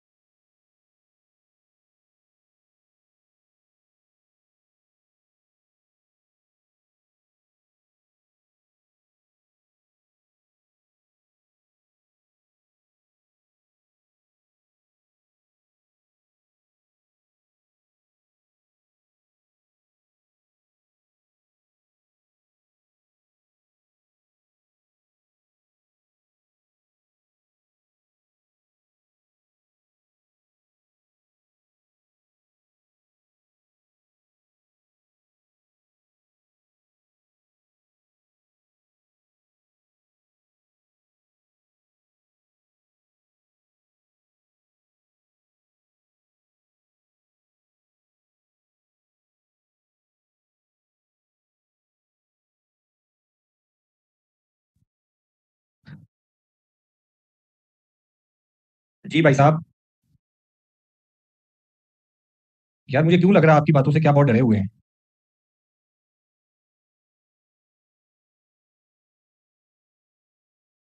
एहतशाम और अवैस दोनों, मुझे क्यों लग रहा है कि आप लोग डरे हुए हैं।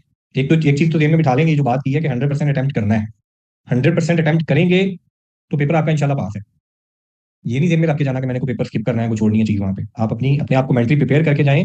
और मतलब इस चीज के लिए रेडी हो कि आपने 100 का करना है। ये दूसरा सवाल ही नहीं है इसमें कि आपको क्वेश्चन छोड़ दें 10-15 नंबर का। फॉलो कर रहे हैं बात को। 100 का करेंगे, पेपर पास हो जाएगा, यकीन करें। हर क्वेश्चन जो आप कर रहे होते हैं ना, 5-6 नंबर का, उसमें से चांसेस होते हैं एक दो नंबर आपको लेने के। 15 नंबर अगर आप क्वेश्चन करके आएंगे, मुझसे लिखवा लें 5 नंबर उसमें आप ले लेंगे, बुरे से बुरा भी हो गया, 5 नंबर आप उसमें ले लेंगे। तो जो मेरे दोस्त 40+ पे जा रहे होते हैं, उनका सबसे बड़ा रीजन ही ये होता है कि उनसे पेपर नहीं पूरा हो रहा होता। 40+ पे जितने लोग फेल होते हैं, मैं उनको स्पेसिफिकली यही कहता हूँ कि यार आपकी तैयारी ठीक है, तैयारी है तो 40 तक पहुंचे हो, 40, 42, 45 तक। अपने उन 3 घंटों को मैनेज करो। तो 3 घंटों को मैनेज करना जो सीख गया, वो पेपर कोई भी उसके लिए मुश्किल नहीं है। लॉ, बीएफडी, रिपोर्टिंग जो भी आप दे रहे हैं। तो कल एक हम अपनी ये जो क्लास है, इसमें मैं इंशाल्लाह आपके साथ डिस्कस करूंगा। कल हमारा लास्ट लास्ट क्लास है, उसमें हमने ऑब्वियसली जितना भी उसमें टाइम होगा, उसमें मैं आपके साथ इंशाल्लाह डिस्कस करूंगा कि आपकी क्या स्ट्रेटेजी होनी चाहिए पेपर में। बेसिकली वो बनाता ही अब स्मॉल पार्ट्स पार्ट्स है, वो पूरा टॉपिक टेस्ट करता है, उसमें से क्वेश्चन जो आपको देता है वो छोटी छोटी चीजें उसमें पूछ रहा होता है। तो बजाय इसके 12-15 नंबर का सवाल पूरा पूरा छोड़ गया यार, जो उसमें आता है वो तो लेना आप।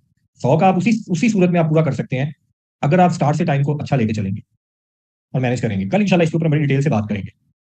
कल हम क्लास इंशाल्लाह रखेंगे। हमारे आज शाम साहब को इस पे एतराज होगा, तो कोशिश करें कल बैठें हम। मैं आपको इंशाल्लाह ऐसी बातें बताऊंगा कि आपको फायदा नजर आएगा उसके अंदर, कि आपने आखिरी महीने को कैसे लेके चलना है, और उस 3 घंटे 15 मिनट को आपने कैसे मैनेज करना है, और अपने आप को कॉन्फिडेंट कैसे रखना है। अच्छा जी। तो यहाँ पे हम बात कर रहे हैं। जी बहुत शुक्रिया श्याम साहब। यहाँ पे हम बात कर रहे हैं उस नॉन रेजिडेंट पाकिस्तानी की जिसने एनसीपी ओपन करवाया और उसके थ्रू वो कहता है मैं सीडीसी और एनसीसीपीएल के थ्रू करूंगा। तो वो जो एनसीसीपीएल के अंदर जितनी भी ट्रांजेक्शन हो रही होगी, यहाँ पे फिर अब 2 लेयर हो जाता है। जो फॉरेन नेशनल होता है उसका एससीआरए ओपन होता है, वहीं से सारे पैसे जा आ रहे होते हैं। जो आपका नॉन रेजिडेंट पाकिस्तानी है, उस केस में उसने एक एनसीपीए बनाया, जो रुपी अकाउंट था, वहां से फिर एक दूसरे लेवल पे जाके जो आपका सीडीसी एनसीसीपीएल का बन रहा है, वहां पे पैसे ट्रांसफर हुए। इसने पैसे अपने एनसीपीए में रखे, यहाँ से फिर एनसीसीपीएल में जाकर ट्रांसफर, यार सारी ट्रांजेक्शन यहाँ पे हो रही होंगी। सीडीसी एनसीसीपीएल डायरेक्ट खुद देख रहा है। यहाँ से अगर पैसे वापस आने हैं फिर इस अकाउंट में आएंगे, यहाँ से कोई डिविडेंड आ रहा है इस अकाउंट के अंदर आएगा, यहाँ से कोई सेल प्रोसीड्स आनी है इस अकाउंट के अंदर आएंगे, और वहां से फिर वो हमारा नॉन रेजिडेंट पाकिस्तानी इसको ले सकता है। नेक्स्ट है जनाब, इन्वेस्टमेंट अगर करनी है, म्यूचुअल फंड्स जिसको हमने कहा था रजिस्टर्ड ओपन एंड जो स्कीम्स होती हैं, ओईएस का नाम जिसको दे रहा है, ये जो आपकी होती हैं, उसके अंदर जो नॉन रेजिडेंट्स हैं उन्होंने अगर इन्वेस्टमेंट करनी है तो वो किस तरीके से की जा सकती है। तो उसकी भी सारी डिटेल्स हमें वो बता रहा है कि जो नॉन रेजिडेंट्स हैं उनको इजाजत है कि वो इन्वेस्ट करें यूनिट्स ऑफ म्यूचुअल फंड जो ओपन एंड स्कीम के अंदर रजिस्टर्ड है bye asset management companies, SECP की तरफ से, जिनके पास लाइसेंस है। जो हमारे एनआरबी रुपी वैल्यू अकाउंट एनआरबीए वाले हैं जो ऑथराइज्ड डीलर्स के पास हैं, वो भी इन्वेस्ट कर सकते हैं इन यूनिट्स में, इन अकाउंट्स को यूज करते हुए। किस तरीके से की जा सकती हैं आगे वो कहानी बता रहा है। अब आपसे अगर कोई क्वेश्चन आए कि ओपन एंड स्कीम के यूनिट्स उसने खरीदने हैं, कोई फॉरेन नेशनल है, नॉन रेजिडेंट है, उसने अगर कोई खरीदने हैं यूनिट्स, तो क्या क्या शराइत होंगी, तरीकाकार क्या होगा इन्वेस्टमेंट का, आपने ये सारी कहानी लिख देनी है। कि जो बैलेंस है उसका आप यहाँ पे देखें, आगे उसने दोनों को इकट्ठा कर दिया। एससीआरए जो फॉरेन नेशनल के केस में था, एनआरबीए जो पाकिस्तानी नॉन रेजिडेंट के केस में था। वो कहते हैं इसको आप यूज कर सकते हैं ओपन एंड स्कीम के जो यूनिट्स हैं उनकी पेमेंट करने के लिए, यहीं से आप खरीदेंगे। कल को आप यूनिट सेल करते हैं, जो उनकी नेट एसेट वैल्यू जो एलोकेट की जाएगी विद रिस्पेक्ट टू इन्वेस्टमेंट, उसके पैसे आपको इसी अकाउंट में वापस आएंगे। और जो ऑथोराइज डीलर है वो अकाउंट स्टेटमेंट भेजेगा, सॉरी जो एसेट मैनेजमेंट कंपनी है ये अकाउंट स्टेटमेंट भेजेगी ऑथराइज डीलर को within 24 hours of the realisation of the funds. फिर कन्वर्जन अगर हो रही है यूनिट्स जो इन्वेस्टर्स के हैं एक ओपन एंड स्कीम से दूसरी ओपन एंड स्कीम जो एक सिंगल एसेट मैनेजमेंट कंपनी के अंडर है, एनबीएफसी में हमने पढ़ा था कि एसेट मैनेजमेंट कंपनी एक एक से ज्यादा ओपन एंड स्कीम्स को, म्यूचुअल फंड्स को मैनेज कर सकती है। उस केस में ये जो एसेट मैनेजमेंट कंपनी है, ये डिटेल और कन्वर्जन जो ट्रांजेक्शन की डिटेल है, ये बैंक्स के साथ शेयर करेगी उनके रिकॉर्ड के लिए। कैश डिविडेंड उनके उसी एससीआरए एनआरबीए के अंदर क्रेडिट किया जा सकता है। उसकी आगे कहानी हमें बता रहा है कि किस किस तरीके से करेगा। अगर उसने वो री इन्वेस्ट करने हैं कैश डिविडेंड वाले पैसे, तो उसका क्या तरीकाकार होगा। फिर रिडेम्पशन प्रोसीड्स क्रेडिट की जाएंगी उसी अकाउंट के अंदर जिस अकाउंट से ये पेमेंट्स की गई थी। फिर जो ऑथराइज डीलर साहब है ये इंश्योर करेंगे कि तमाम इशुएंस और जो रिडेम्पशन हैं जो इन यूनिट्स की हैं वो उनकी नेट एसेट वैल्यू की बेसिस पे हो रही हैं, जो एक्जिस्टिंग नेट एसेट वैल्यू है। कंप्लीट रिकंसिलिएशन ऑथराइज डीलर ने अपने पास रखी है, जो ओपन एंड स्कीम के ट्रस्टीज हैं उनसे रिसीव की है, उनको पेमेंट की है, ऑथराइज डीलर के पास तमाम इसकी डिटेल मौजूद होनी चाहिए। क्लियर है जी। 10 जो है आपका, इसको एक दफा आपने बस रीड कर लेना है, जो स्पेशल इंस्ट्रक्शंस है रिगार्डिंग जो शेयर ट्रांसफर होते हैं सीडीसी और सेंट्रल डिपॉजिटरी कंपनीज के जो सिस्टम है उसके ऊपर है। इसको बस एक दफा आपने रीड कर लेना है, इससे ज्यादा इसको हमें करने की जरूरत नहीं है। नेक्स्ट आ गया जी इन्वेस्टमेंट, जो ब्रांचेस हैं फॉरेन बैंक्स की और जो फॉरेन कंट्रोल्ड इन्वेस्टमेंट बैंक्स हैं उनकी तरफ से जो इन्वेस्टमेंट है उसकी बात कर रहा है। कि जो ब्रांचेज हैं फॉरेन बैंक्स की पाकिस्तान में या फॉरेन कंट्रोल इन्वेस्टमेंट बैंक्स हैं पाकिस्तान के अंदर इनकॉर्पोरेटेड, उनको इजाजत है कि वो पाकिस्तान रुपीज के अंदर जो लिस्टेड डेट कॉर्पोरेट इंस्ट्रूमेंट्स हैं, जो कंपनीज इशू करती होती है ना डेट इंस्ट्रूमेंट्स, उसकी बात कर रहा है, वो जो इंस्ट्रूमेंट्स हैं उसके अंदर वो इन्वेस्ट कर सकते हैं। ये जो इन्वेस्टमेंट है ये इनिशियल पब्लिक ऑफरिंग के थ्रू भी हो सकती है और सेकेंडरी मार्केट यानी कि मार्केट से जाके भी ये परचेज कर सकते हैं। अब अगली बात जो इस पूरे पैराग्राफ के अंदर याद रखने वाली है, एक चीज तो याद रखने वाली क्या थी कि जो फॉरेन बैंक्स हैं या फॉरेन कंट्रोल्ड इन्वेस्टमेंट बैंक्स हैं, sorry branches of foreign banks हैं या फॉरेन कंट्रोल्ड इन्वेस्टमेंट बैंक्स हैं, इन्होंने जो इन्वेस्टमेंट करनी है वो लिस्टेड कॉर्पोरेट डेट सिक्योरिटीज के अंदर करनी है।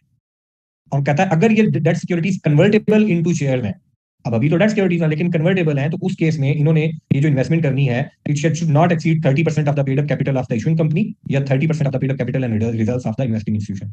30% आपने देखना उसके पेड अप कैपिटल से ज्यादा ना हो जाए, कल को ये कन्वर्टेबल इंस्ट्रूमेंट जब शेयर में कन्वर्ट हो तो उसके पेड अप कैपिटल 30% से ज्यादा ना आप ले लें, या अपने पेड अप कैपिटल का 30% देखें which ever is lower. Clear है जी। फिर जो इंटरेस्ट इसके ऊपर लेना वो कहते हैं इनकम कंसीडर की जाएगी for the purpose of profit या डिविडेंड रेमिटेंस जो इन्होंने पीछे करना है अपने होम कंट्री के अंदर। क्लियर है जी। अच्छा, अगली बात वो ट्रांसफर बिटवीन रजिस्टर्स की बात कर रहा है कि transfer of securities from registers in Pakistan to registers outside Pakistan and the issuing whether in Pakistan elsewhere. वो कहते हैं जनाब रेजिडेंट जो आउटसाइड पाकिस्तान है जब भी शेयर्स आपने ट्रांसफर करने हैं तो स्टेट बैंक का परमिशन आपको चाहिए होगा। अच्छा जी, अब आई है regulation 13। Exam point of view से तीसरी और सबसे इंपॉर्टेंट चीज आपके इस चैप्टर के अंदर वो ये है, और मैं सबसे ज्यादा मुझे एक्सपेक्टेशन है कि यहाँ से वो आपसे चीज पूछेगा। जो रेजिडेंट्स पाकिस्तानी रेजिडेंट है इनकी तरफ से अगर पाकिस्तान से बाहर इन्वेस्टमेंट करनी है तो उसके लिए वो कोई चीजें आपसे टेस्ट करता है। बड़ी लंबी चौड़ी रेगुलेशन है, अभी आप देखेंगे क्या क्या बातें इसमें बता रहा है। वो कहता है जो पाकिस्तानी रेजिडेंट है कोई इंडिविजुअल हो उसमें फर्म हो या कंपनीज हो, इन्होंने अगर इन्वेस्टमेंट करनी है इक्विटी बेस्ड इन्वेस्टमेंट तो इनको इजाजत है कि इक्विटी बेस्ड इन्वेस्टमेंट कर सकते हैं पाकिस्तान से बाहर रिपेट्रिएबल बेसिस पे। रिपेट्रिएबल बेसिस के ऑब्वियसली इस पे जो रिटर्न जो प्रॉफिट होगा वो पाकिस्तान में वापस भेजा जाएगा।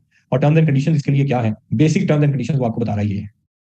वो कहता है इन्वेस्टमेंट जो की जाएगी सिर्फ उन्हीं ममालिक में इजाजत है, उन्हीं कंट्रीज में आपको इजाजत है जो प्रॉफिट को रिपेट्रिएट की इजाजत देते हैं, यानी कि वहां से पैसा पाकिस्तान में वापस भेजने पे कोई पाबंदी नहीं है। रिपेट्रिएशन ऑफ प्रॉफिट की इजाजत देते हैं, वहीं पे आप कर सकते हैं डिविडेंड और कैपिटल दोनों। लेकिन वो कहते हैं अगर इक्विटी इन्वेस्टमेंट आपने इंडिया में करनी है तो it shall be subject to prior approval of State Bank. State Bank से आपको पहले इजाजत लेनी पड़ेगी अगर आप इंडिया के अंदर कोई इन्वेस्टमेंट करना चाहते हैं। फिर वो कह रहा है कि फंड्स जो इन्वेस्टमेंट के लिए हैं लेजिटिमेट होने चाहिए, उसके ऊपर टैक्स पे हुआ हो और उसका क्लीन रिकॉर्ड हो लोन रीपेमेंट्स का जिस बंदे ने इन्वेस्टमेंट कर। फिर कोई मनी लॉन्ड्रिंग और टेररिस्ट फाइनेंसिंग की कोई इन्वेस्टिगेशन ना चल रही हो इसके अगेंस्ट जो बंदा इन्वेस्ट करना चाहता है, या इसके जो बेनिफिशियल ओनर है या की मैनेजमेंट है अगर कोई कंपनी इन्वेस्ट करना चाहती है तो उनमें से किसी के अगेंस्ट एंटी मनी लॉन्ड्रिंग की प्रोसीडिंग्स ना चल रही हो या टेररिस्ट फाइनेंसिंग की कोई प्रोसीडिंग्स ना चल रही हो, फिर ये इन्वेस्टमेंट पाकिस्तान से बाहर कर सकते हैं।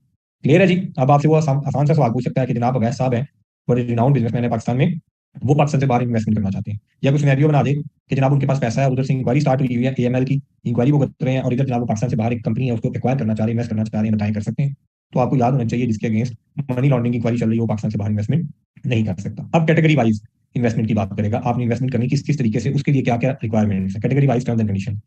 पहली कैटेगरी क्या है, अगर आप कोई सब्सिडरी या ब्रांच ऑफिस बनाना चाहते हैं, कोई कंपनी यहाँ की कोई सब्सिडरी या ब्रांच ऑफिस बनाना चाहती है, और कंपनी कौन सी है, एक्सपोर्ट ओरिएंटेड कंपनी, अपनी एक्सपोर्ट्स को प्रमोट करने के लिए अगर ये पाकिस्तान से बाहर कोई सब्सिडरी बनाना चाहते हैं या कोई ब्रांच ऑफिस खोलना चाहते हैं तो उसके लिए इनको कौन कौन सी शराइत है जो फुलफिल करनी पड़ेगी। तो कहता है अपनी कंपनी की एक्सपोर्ट को बढ़ाने के लिए आपको इजाजत है कि आप पाकिस्तान से बाहर ओपन कर सकते हैं अपनी कोई सब्सिडरी या अपना कोई ब्रांच ऑफिस। क्लियर है जी। और उसके लिए शर्त क्या है, जो ऑथोराइज डीलर्स हैं उनको एक जनरल परमिशन दी गई है कि आप इन कंपनीज को फैसिलिटेट करें इन्वेस्टमेंट करने के लिए पाकिस्तान से बाहर जो करना चाहते हैं। किस काम के लिए, एस्टैब्लिशमेंट और एक्विजिशन ऑफ सब्सिडरी, या एडिशनल कैपिटल इंजेक्शन करना चाहते हैं सब्सिडरी में, या वो कहते हैं कि मार्केटिंग या कोई रिप्रेजेंटेटिव ऑफिस बनाना चाहते हैं पाकिस्तान से बाहर और उसके जो एनुअल बजटेड ऑपरेशनल जो एक्सपेंसेस हैं वो इन्होंने पाकिस्तान से बाहर भेजने हैं, तो उसके लिए ऑथोराइज जो डीलर हैं वो इनको करेंगे, फैसिलिटेट करेंगे और इजाजत है उनको करने की। टर्म्स एंड कंडीशंस क्या है, वो कहते हैं जो टोटल अमाउंट ऑफ रेमिटेंस है किसी एक कैलेंडर ईयर के दौरान इस जनरल परमिशन के अंदर, it should not exceed 10% of the annual export earning. आप कहते हैं मैंने एक्सपोर्ट को प्रमोट करना है, पता चले सारी की सारी एक्सपोर्ट का पैसा ही बाहर जा रहा है, तो एक्सपोर्ट जितनी आपकी है उसके 10% से ज्यादा आपका पैसा बाहर नहीं जाना चाहिए, या $1 lakh whichever is higher, दोनों में से जो हायर है इसकी इजाजत है आपको कि 10% ऑफ एक्सपोर्ट्स या 1 लाख, यानी कि कम से कम $1 लाख की तो आपको इजाजत है कि आप भेज सकते हैं एक कैलेंडर ईयर के दौरान पाकिस्तान से बाहर। क्लियर है जी। इसके साथ वो कहते हैं कि standby letter of credit भी ओपन कर सकते हैं ये बैंक्स, ये गारंटी टाइप होता है standby letter of credit जिसको कहते हैं, कि गारंटी दी जा सकती है इनकी तरफ से कि बाहर आपको पैसे चाहिए आप उनसे लें, गारंटी हमारी ले लें, पैसा यहाँ से नहीं लेके जाना चाह रहे। फिर वो कहते हैं किसी एक पॉइंट ऑफ टाइम पे जो इन्वेस्टमेंट ये कर रहे हैं जो एप्लीकेंट है, it should not exceed 80% of its equity, इसकी इक्विटी की 80% से ज्यादा नहीं जानी चाहिए जो इन्वेस्टमेंट पाकिस्तान से बाहर लेके जा रहे हैं सब्सिडी या ब्रांच ऑफिस की फॉर्म। और इक्विटी के अंदर जो एडजस्टमेंट्स करनी है उसमें मैं आगे एक्सप्लेन करनी है कि ये उसमें से आपने लेस कर देनी है। फिर वो कहते हैं जो ट्रांजैक्शन है एक्सपोर्टर की तरफ से ये कैरी की जाएगी, it should be carried out by utilising foreign currency funds जो उसके पास अवेलेबल है स्पेशल फॉरेन करेंसी अकाउंट के अंदर, या वो कहते हैं कि जो उसके अंदर अगर आपके अवेलेबल नहीं है तो ओपन मार्केट से भी आप खरीद के रेमिटेंस बाहर भेज सकते हैं। क्लियर है जी। नेक्स्ट वो कह रहे हैं जनाब जो एक्सपोर्ट ओवरड्यू है वो किसी पॉइंट ऑफ टाइम पे 1% of the previous export year से एक्सपोर्ट से प्रीवियस ईयर की जो एक्सपोर्ट है उससे ज्यादा नहीं होना चाहिए। फिर वो कहता है एनुअल बजटेड ऑपरेशनल एक्सपेंसेस जो भेजने थे आपने, अगर आपने को मार्केटिंग का अपना या एक्सपेंशन के लिए ऑफिस अपना बाहर बनाया था, तो उस केस में अगर आपने एनुअल बजटेड ऑपरेशनल एक्सपेंसेस अगर आपने बाहर भेजने थे तो जो थ्रेशोल्ड है $30,000 का वो आपने फॉलो करना है। ठीक है जी। इस ऑफिस में आपने जो भेजने हैं सेकंड ईयर से ऑनवर्ड आप 30,000 से ज्यादा जो है ना वो $US से ज्यादा पैसे नहीं भेज सकते। 10% का इंक्रीज आपको एनुअली इसमें मिल सकता है। आपको एक्सप्लेन करना पड़ेगा कि किस काम के लिए ये आपको इंक्रीज वहां पे चाहिए। फिर एक जुरिस्डिक्शन के अंदर एक ही एंटिटी आप बना सकते हैं, एक से ज्यादा सब्सिडरीज आप नहीं बना सकते। जो एक्विजिशन आपने करनी है वहां पे एक जुरिस्डिक्शन के अंदर आप एक ही बना सकते हैं। अगर यूएई में जा रहे हैं दुबई के अंदर आप एक ही कंपनी बना सकते हैं, एक से ज्यादा कंपनीज बनाने की तरफ नहीं जा सकते अंडर दिस रेगुलेशन। क्लियर है जी। आगे वो डेजिग्नेटेड ऑथोराइज्ड डीलर का कह रहा है कि वो इंश्योर करेगा रेलिवेंट इन्फॉर्मेशन जो मिली है उससे अलाउ करने से पहले जो जनरल परमिशन है क्या करेगा। वो कहता है अगर एप्लीकेंट्स की एक्सपोर्ट अर्निंग्स जो है पिछले 3 सालों के अंदर वो लेस देन $300,000 डॉलर में 3 लाख या उसकी इक्विवेलेंट करेंसीज 3 लाख से कम होनी चाहिए। इन केस द एक्सपोर्ट्स जो एप्लीकेंट्स की एक्सपोर्ट अर्निंग्स है ड्यूरिंग द लास्ट ईयर अगर वो 30 लाख से कम है तो जो ऑथोराइज्ड डीलर है वो प्रोडक्ट्स की डिटेल लेगा जो एक्सपोर्ट इसने करनी है जिसके लिए ये बाहर कंपनी बनाना चाहता है या अपना ब्रांच ऑफिस बनाना चाहता है। फिर वो कहते हैं जो बिजनेस एक्टिविटी है कंपनी की जिसके अंदर ये इन्वेस्ट करना चाह रहे हैं पाकिस्तान से बाहर, ये इनके बिजनेस के साथ मैच भी करती हो। ऐसा ना हो कि यहाँ पे आपने एक फार्मास्यूटिकल कंपनी बनाई है, आपने मेडिसिन एक्सपोर्ट का काम करते हैं और बाहर आप जनाब जाकर रियल एस्टेट के अंदर को बना के सब्सिडी चला रहे हो। ऐसा ना हो, आपके बिजनेस के साथ मैच करती हो, वर्टिकल इंटीग्रेशन करना चाहते हैं अगर तो उसके लिए भी इजाजत है आपको। आप जो इन्वेस्टमेंट करना चाहते हैं ये ऑथोराइज्ड डीलर जो आपका बैंक है वो इंश्योर करेगा इस चीज को। फिर वो कहते हैं ये जो इन्वेस्टर साहब हैं ये फाइनेंशियली साउंड भी होने चाहिए। जो ऑडिटेड अकाउंट्स पिछले 3 सालों के इनके अवेलेबल होंगे उसके मुताबिक ये फाइनेंशियली साउंड भी होने चाहिए। फिर वो कहता है अगर कोई कंपनी आईटी बिजनेस में है तो 3 सालों वाली शर्त को 1 साल की भी रखा जाता है कि पिछले 1 साल में भी अगर उसने प्रॉफिट कमाया है तो हम कहेंगे फाइनेंशियली साउंड कंपनी है, उसकी बैलेंस शीट अगर ठीक बता रही है आपको। जेन्युइननेस ऑफ ट्रांजैक्शन ये वेरीफाई की जाएगी ऑथोराइज्ड डीलर की तरफ से। फिर वो कहता है अगर एक्विजिशन कर रहे हैं आप सब्सिडरी की पाकिस्तान से बाहर तो जो ऑथोराइज्ड डीलर है ये ट्रांजैक्शन अलाउ करेगा अगर ये मुतमईन हो जाएगा वैल्यूएशन ऑफ कंपनी कि जो कंपनी ये बनी बनाई कंपनी एक्वायर करने जा रहे हैं तो उसकी वैल्यूएशन किस बेस पे की गई है। अगर टारगेट कंपनी अनलिस्टेड है तो अमाउंट ऑफ इन्वेस्टमेंट $1 मिलियन से ज्यादा है तो ट्रांजैक्शन की सिर्फ उसी सूरत में इजाजत दी जाएगी अगर वैल्यूएशन रिपोर्ट आप देंगे किसी क्रेडिट बिजनेस वैल्यूएशन फर्म से, यानी कि जो इंटरनेशनल बिजनेस वैल्यूएशन फर्म है जो उसका उस कंट्री के अंदर काम कर रही है उससे वैल्यूएशन रिपोर्ट लेके आएंगे तो आपको इजाजत दी जाएगी सब्सिडी बनाने की अगर वो अनलिस्टेड थी और $1 मिलियन से ज्यादा की इन्वेस्टमेंट है। क्लियर है जी। अगर इन्होंने इससे पहले कोई इन्वेस्टमेंट्स की हुई हैं तो नई इन्वेस्टमेंट की इजाजत देने से पहले उसका भी ट्रैक रिकॉर्ड देखा जाएगा कि पहले वाली जो इन्वेस्टमेंट्स हैं उसका क्या बना है, क्या उसने कोई हेराफेरी तो नहीं हुई है। अगर एडिशनल कैपिटल इंजेक्ट कर रहे हैं तो उस केस में भी जो पहले इससे पहले इन्होंने इन्वेस्टमेंट्स की हुई है उसको भी वेटेज दी जाएगी कि उसमें क्या किया गया है। तो यहाँ पे आपसे वो बड़े मजे से सवाल पूछ सकता है कि पाकिस्तानी कंपनी है वो एक सब्सिडी बाहर बनाना चाहती है, मुझे बता दें उसके लिए टर्म्स एंड कंडीशंस क्या है। स्टेट पूछ सकता है या सिनेरियो बना के पूछ सकता है या बहुत कम्प्लेक्स करने जाएगा तो आपको डिसीजन मेकर बना देगा। वो कहेगा जनाब पाकिस्तानी रेजिडेंट हैं वो पाकिस्तान से बाहर इन्वेस्टमेंट करना चाहते हैं, ये उनका काम है, बताएं क्या क्या ऑप्शन अवेलेबल है। तो एक आपके पास ये ऑप्शन आ गया अगर ऑलरेडी कंपनी उनकी रजिस्टर्ड है तो आप उसको बताएंगे कि ये ऑप्शन है, आप अपना ब्रांच ऑफिस बना सकते हैं, सब्सिडी बाहर ले सकते हैं। अच्छा एक बड़ी मजे की अब अगली जो चीज है वो बड़ी मजे की है। सब्सिडरी कंपनी की तो समझ आती है, यहाँ पे आप होल्डिंग कंपनी बाहर बना सकते हैं। ये बी के अंदर आके वो आपको ऑप्शन दे रहा है। वो कहता है एस्टेब्लिशमेंट ऑफ होल्डिंग कंपनी जो पाकिस्तान से बाहर बनानी है by residents for raising capital from abroad. Pakistan के बाहर से अगर पैसा इकट्ठा करना है तो होल्डिंग कंपनी भी बाहर बनाई जा सकती है। यहाँ पे आप सब्सिडी बना रहे थे कि कंपनी बनाई, बाहर जाके आपने एक्वायर किए उसके शेयर। अब वो कहता है आप बाहर जाके एक कंपनी बनाएं और उस कंपनी को अपनी इस कंपनी के शेयर ट्रांसफर कर दें और वो कंपनी अल्टीमेटली आपकी होल्डिंग बन जाए। तो आप होल्डिंग कंपनी बाहर जाके बना सकते हैं। उसका साइकिल उसने आपको समझाया कि ये जो स्पॉन्सर्स हैं आपके जिनके पास इस कंपनी ए के शेयर्स मौजूद हैं यही स्पॉन्सर्स पाकिस्तान से बाहर जाके एक कंपनी बनाए और ये कंपनी जो बाहर बनेगी वो फिर इस कंपनी को होल्ड करेगी जो इस कंपनी को जाके बाहर अपना इनकॉर्पोरेट कर रही। फिर होगा क्या, इस कंपनी के जो ऑलरेडी इनकॉर्पोरेटेड कंपनी है वो शेयर स्पॉन्सर्स के पास है, ये शेयर स्पॉन्सर्स अपने नाम से उस कंपनी के नाम पे ट्रांसफर कर देंगे, यानी कि ये कंपनी जो अब होल्डिंग कंपनी है वो इसके शेयर्स फिर होल्ड करेगी और ये जो स्पॉन्सर्स पहले इसके शेयर होल्ड कर रहे थे अब वो उस कंपनी से भी ऊपर जाके बैठ जाएंगे। स्पॉन्सर्स उस कंपनी को होल्ड करेंगे और वो कंपनी अल्टीमेटली इस कंपनी को होल्ड करेगी जो यहाँ पे बैठी है। तो ये आपका तरीका है जनाब एक होल्डिंग कंपनी पाकिस्तान से बाहर जाके बनाने का। तो कहता है आपने जो रेजिडेंट कंपनीज हैं जिनका कोई इनोवेटिव या स्केलेबल बिजनेस है जिसका पोटेंशियल है कि वो ग्रोथ उसकी बड़ी हाई होगी, उनको इजाजत है कि इसको उन्होंने नाम दिया है ऑपरेटिंग कंपनी और जो आप कंपनी बाहर बनानी है उसको नाम दिया होल्डिंग कंपनी। कि जो ऑपरेटिंग कंपनी है इनको इजाजत है कि होल्डिंग कंपनी पाकिस्तान से बाहर बना ले। इसके लिए इनिशियली $10,000 या उसके इक्वलेंट अमाउंट देने की इनको इजाजत है कि बाहर जाके जो रजिस्ट्रेशन के एक्सपेंसेस वगैरह ये वो करने हैं ये कर सकते हैं। जब कंपनी इनकॉर्पोरेट हो जाएगी तो जो एग्जिस्टिंग शेयर होल्डर जो कहानी मैंने आपको सुनाई है ये एग्जिस्टिंग शेयर होल्डर जो है ये अपने शेयर स्वैप कर लेंगे उस कंपनी के साथ कि वो इस कंपनी के शेयर आप अपनी उस पेरेंट कंपनी को दे देंगे, उसके शेयर फिर ये स्पॉन्सर्स होल्ड कर रहे होंगे और फिर ये जो कंपनी है जो जिसको आपने होल्डिंग कंपनी बाहर बनाया है ये पैसे इकट्ठे करेगी और इधर देती आएगी इस अपनी सब्सिडी कंपनी के अंदर जो उसने इन्वेस्टमेंट करनी है। तो याद रखें एक कंपनी को अपनी पेरेंट कंपनी में बाहर बनाने की इजाजत है। जनरल परमिशंस क्या है, टर्म्स एंड कंडीशंस क्या है, वो कहते हैं company shall be eligible for incorporation of holding company abroad under general permission. General permission में इजाजत है होल्डिंग कंपनी बनाने की। क्या शरायत है कि कंपनी इनकॉर्पोरेट हुई हो प्राइवेट कंपनी या पब्लिक अनलिस्टेड कंपनी के तौर पे कंपनीज एक्ट में, और 7 साल से ज्यादा अरसा हुआ हो इस कंपनी को इनकॉर्पोरेट हो। क्लियर है जी। फिर वो कंपनी कहते हैं एनुअल रेवेन्यू इसका 2 बिलियन से कम होना चाहिए इनकॉर्पोरेशन जब से हुई है। फिर वो कहते हैं कंपनी की जो इक्विटी है इंक्लूडिंग रिटेन अर्निंग्स ये 300 मिलियन से कम होनी चाहिए लेटेस्ट ऑडिट फाइनेंशियल स्टेटमेंट के मुताबिक। तो यहाँ पे आपको कह दें पेरेंट कंपनी बाहर जाकर हमने बनानी है, मुझे कंडीशन बताएं क्या क्या करनी है। अब जो होल्डिंग कंपनी है ये जो फंड्स बाहर इकट्ठे करेगी इसमें रिपेट्रिएट करने हैं फंड्स किस ऑपरेटिंग कंपनी के पास इक्विटी बेस्ड इन्वेस्टमेंट ये कर रहे हैं। वो कहते हैं एटलीस्ट 80% ऑफ द फंड जो बाहर उसने इकट्ठे किए हैं एनुअल बेसिस पे वो भेजने हैं जब तक $1 मिलियन आपकी जो रेमिटेंस है पाकिस्तान में ना हो जाए। जब आपकी $1 मिलियन से ऊपर हो गई है तो फिर 50% ऑफ फंड्स आपने जो बाहर रेज किए हैं वो भेजने हैं जब आपका ये जो $US है $10 मिलियन तक की रेंज ना हो जाए क्यूमुलेटिव बेसिस के ऊपर। आगे वो चैप्टर 7 पैराग्राफ 6 हमारी जो पैराग्राफ हम ऊपर पढ़ के आए हैं चैप्टर 20 के उसका रेफरेंस दे रहा है कि जो ऑपरेटिंग कंपनी है ये शेयर इशू कर सकती है होल्डिंग कंपनी के नाम पे, जो हम कहते होते हैं नॉन रेजिडेंट पर्सन को शेयर आपने देने हैं। क्लियर है जी। अच्छा डिविडेंड्स वो कहते हैं जो होल्डिंग कंपनी है इन्होंने जो डिविडेंड्स हैं वो रिमिट करने हैं पाकिस्तान में अगेंस्ट शेयर जो रेजिडेंट कंपनीज की जो रेजिडेंट जो फाउंडर्स थे या कंपनीज थे उनकी तरफ से इसके शेयर एक्वायर किए गए थे। टर्म्स एंड कंडीशंस तमाम उसने फॉलो भी करनी है। नेक्स्ट आगे जनाब investment abroad by resident companies या funds for expansion of business. Business expand करने के लिए अगर ये इन्वेस्टमेंट करना चाहते हैं तो क्या तरीका है। तो वो कहते हैं जनाब जो रेजिडेंट्स हैं पाकिस्तान की जिसमें फंड्स या कंपनीज भी हैं इनको इजाजत है कि ये इक्विटी बेस्ड इन्वेस्टमेंट कर सकते हैं ऑन रिपेट्रिएबल बेसिस एक्सपेंशन पर्पज के लिए other than portfolio investment. Other than portfolio investment का मतलब है जो हम छोटे मोटे ये आपकी जो बुक है मेरा ख्याल है उसके अंदर रेगुलेशन 13 पहले नहीं आई थी। अब उन्होंने जो रिसेंट अपडेट दी है उस अपडेट के अंदर उसने रेगुलेशन 13 आपको शामिल करके दी है। ये रेगुलेशन 13 बाद में शामिल हुई थी, जो आपको पहले बुक उसने दी है उसमें वो मिस कर गए थे।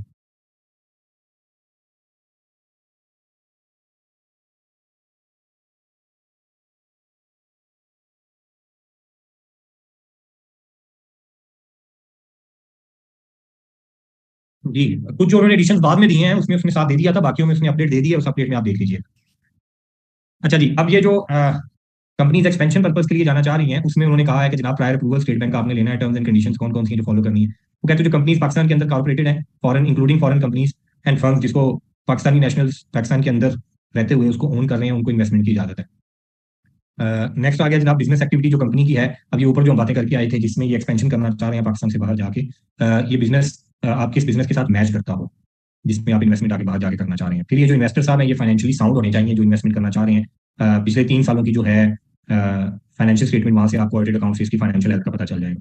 फिर जो प्रपोजल है वो इकोनॉमिकली वायबल भी होना चाहिए। ये बिजनेस प्रपोजल है इसके लिए हम ये करना चाह रहे हैं, फिजिबिलिटी रिपोर्ट उसकी साथ लगी होनी चाहिए। फिर वो कहते हैं जनाब जो फंडिंग है प्रपोज इन्वेस्टमेंट की ये इजाजत है फॉरेन करेंसी अकाउंट से आपको करने की, जो स्पेशल फॉरेन करेंसी अकाउंट आपने ओपन करवाया हुआ है फॉरेन एक्सचेंज फ्लॉप रेगुलेशन के तहत। फिर वो कहते हैं अगर आपके पैसे पूरे नहीं हो रहे फॉरेन करेंसी अकाउंट के अंदर जो मौजूद है तो आप इंटरबैंक से जाके पैसे लेके बाहर ट्रांसफर कर सकते हैं। क्लियर है जी। फिर आगे वो स्टेट बैंक का बता रहा है कि जो पब्लिक सेक्टर ऑर्गेनाइजेशन हैं वो किस किस को कैसे कैसे डील करेंगी, लास्ट पॉइंट के अंदर वो आपको बता रहा है। नेक्स्ट आ गया इन्वेस्टमेंट जो रेजिडेंट इंडिविजुअल्स की तरफ से की जाएगी पाकिस्तान से बाहर, उस केस में क्या किया जाएगा। वो कहते हैं small investment by individuals in listed company, जो पाकिस्तानी नेशनल यहाँ से बैठ के जो छोटे इंडिविजुअल हैं वो अगर पाकिस्तान से बाहर, अब ये छोटे छोटे पॉइंट्स आ गए ये फिर एग्जाम पॉइंट ऑफ व्यू से इंपॉर्टेंट है कि जनाब कोई छोटा इन्वेस्टर इंडिविजुअल है वो इन्वेस्टमेंट करना चाहता है पाकिस्तान से बाहर किसी लिस्टेड कंपनी के शेयर खरीदना चाहता है तो क्या तरीका। वो कहते हैं कि इनको इजाजत है डेजिग्नेटेड जो ऑथोराइज डीलर्स हैं उनके थ्रू इन्होंने ये इन्वेस्टमेंट करनी है तो ये रेमिटेंस देंगे इन रेजिडेंट इंडिविजुअल्स के बिहाफ पे लिस्टेड कंपनीज के जो शेयर्स इन्होंने लेने हैं। कंडीशन क्या है, मैक्सिमम अमाउंट $25,000 है जी एक कैलेंडर ईयर के दौरान जो इनको इजाजत है बाहर जाकर इन्वेस्टमेंट करने की। रेजिडेंट इंडिविजुअल के बिहाफ पे ऑथोराइज डीलर है मैक्सिमम $25,000 एक कैलेंडर ईयर के दौरान शिफ्ट कर सकते हैं। फिर वो कहते हैं कि मैक्सिमम शेयर होल्डिंग है किसी एक कंपनी के अंदर इस बंदे की 1% of shares of investing company से ज्यादा नहीं होनी चाहिए, किसी एक पॉइंट ऑफ टाइम पे 1% से ज्यादा आप होल्ड नहीं कर सकते। नेक्स्ट आ गया जनाब इंप्लॉई स्टॉक ऑप्शन प्लान। अब कोई इंप्लॉइज अगर यहाँ पे काम कर रहे हैं, कोई फॉरेन कंपनी है पाकिस्तान से बाहर है, उसके इंप्लॉइज पाकिस्तान के अंदर काम कर रहे हैं जो रिमोट वर्किंग होती है उसके तहत कर रहे हैं और कंपनी ने employee stock option plan announce किया है। तो स्टॉक ऑप्शन प्लान में आपको पता है थोड़े से डिस्काउंट पे मूवमेंट शेयर्स मिल रहे होते हैं लेकिन पैसे तो देने पड़ते हैं। तो उस केस में कहता है जनरल परमिशन ऑथोराइज डीलर को है कि वो अपने क्लाइंट्स के बिहाफ पे पेमेंट कर सकते हैं to the employees of subsidiaries of foreign companies. अब कोई सब्सिडरी उसकी यहाँ पे पाकिस्तान के अंदर है या इंप्लॉई पाकिस्तान के अंदर है वो स्टॉक ऑप्शन स्कीम के अंदर अगर शामिल होना चाहते हैं तो वो हो सकते हैं। यहाँ भी लिमिट उन्होंने बताई है कि जो सब्सिडरीज हैं वो डेजिग्नेटेड जो ऑथोराइज डीलर्स हैं उनके साथ कंप्लीट प्लान शेयर करेंगी और जो मैक्सिमम अमाउंट है किसी एक कैलेंडर ईयर के किसी एक रेजिडेंट इंडिविजुअल के लिए वो $50,000 है उससे ज्यादा नहीं होनी चाहिए और किसी रेजिडेंट इंडिविजुअल का जो स्टेक है 3% of share of investing company से ज्यादा नहीं होना चाहिए। ये बहस खत्म हो गया, आप तो एक पेज रह गया पीछे हमारा। तो एम्प्लॉई स्टॉक ऑप्शन स्कीम और जो स्मॉल इन्वेस्टमेंट बाय इंडिविजुअल है ये चीजें सेम है। लिमिट देखें क्या है, यहाँ पे कहता है 25,000 की, यहाँ पे इन्वेस्टमेंट 50,000 तक की लिमिट है। यहाँ पे 1% आप होल्ड कर सकते थे मैक्सिमम, यहाँ पे 3% उस कंपनी के इन्वेस्टी कंपनी की आप होल्ड कर सकते हैं मैक्सिमम। अच्छा, अगला बड़ा मजे का पॉइंट है वो है जनाब स्वेट इक्विटी।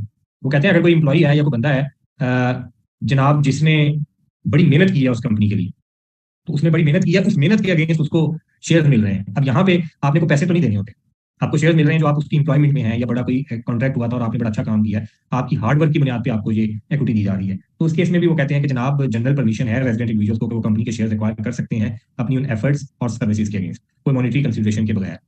और टर्म्स एंड कंडीशन क्या है इसके लिए, कहते हैं जो मैक्सिमम शेयर होल्डिंग है जनरल परमिशन के अंदर, ये 20% of the share of investing company से ज्यादा नहीं होनी चाहिए। आप पैसे नहीं दे रहे, अपनी मेहनत दे रहे हैं उन्हें, तो 20% से ज्यादा नहीं होनी चाहिए। जो इन्वेस्टर है वो जो शेयर है जनरल परमिशन के अंदर एक्वायर कर सकता है, जो ऊपर उसने बताई है जनरल परमिशन में पढ़ के आए थे कि कहाँ कहाँ पे शेयर आप ले सकते हैं। और अपनी जो एक्सपर्टीज की जो फील्ड है उसमें वो ले सकता है शेयर। और उसको ये जो इन्वेस्टर है इसको एग्रीमेंट सबमिट करवाना पड़ेगा जिसमें अरेंजमेंट तय होंगे स्टेट बैंक को ऑथराइज्ड डीलर के थ्रू कि जनाब ये देखें ये मेरी एक्सपर्टीज की फील्ड है, मैं ये काम कर रहा हूँ उस कंपनी के लिए, उसके अगेंस्ट उन्होंने मुझे शेयर देने हैं। तो ये इन्फॉर्मेशन आपने देनी है। अब इसमें सवाल देने ये आता है कि पैसा तो जा नहीं रहा, फिर क्यों इन्वॉल्व हो रही है रेगुलेटरी अथॉरिटीज। तो रेगुलेटरी अथॉरिटीज ने हिसाब सारा रखना है कि हमारे बंदे ने बाहर जाकर जो शेयर खरीदे हुए हैं, कल को पता चले आपने 2 नंबरी से पैसा बाहर लेके गए थे और वहां जाके शेयर खरीद लिए और यहाँ पे आपने कह दिया ये जी स्वेट इक्विटी है, मैंने बड़ी मेहनत की थी उस कंपनी के लिए, मैंने काम किया था इतना सा, मुझे शेयर दिए।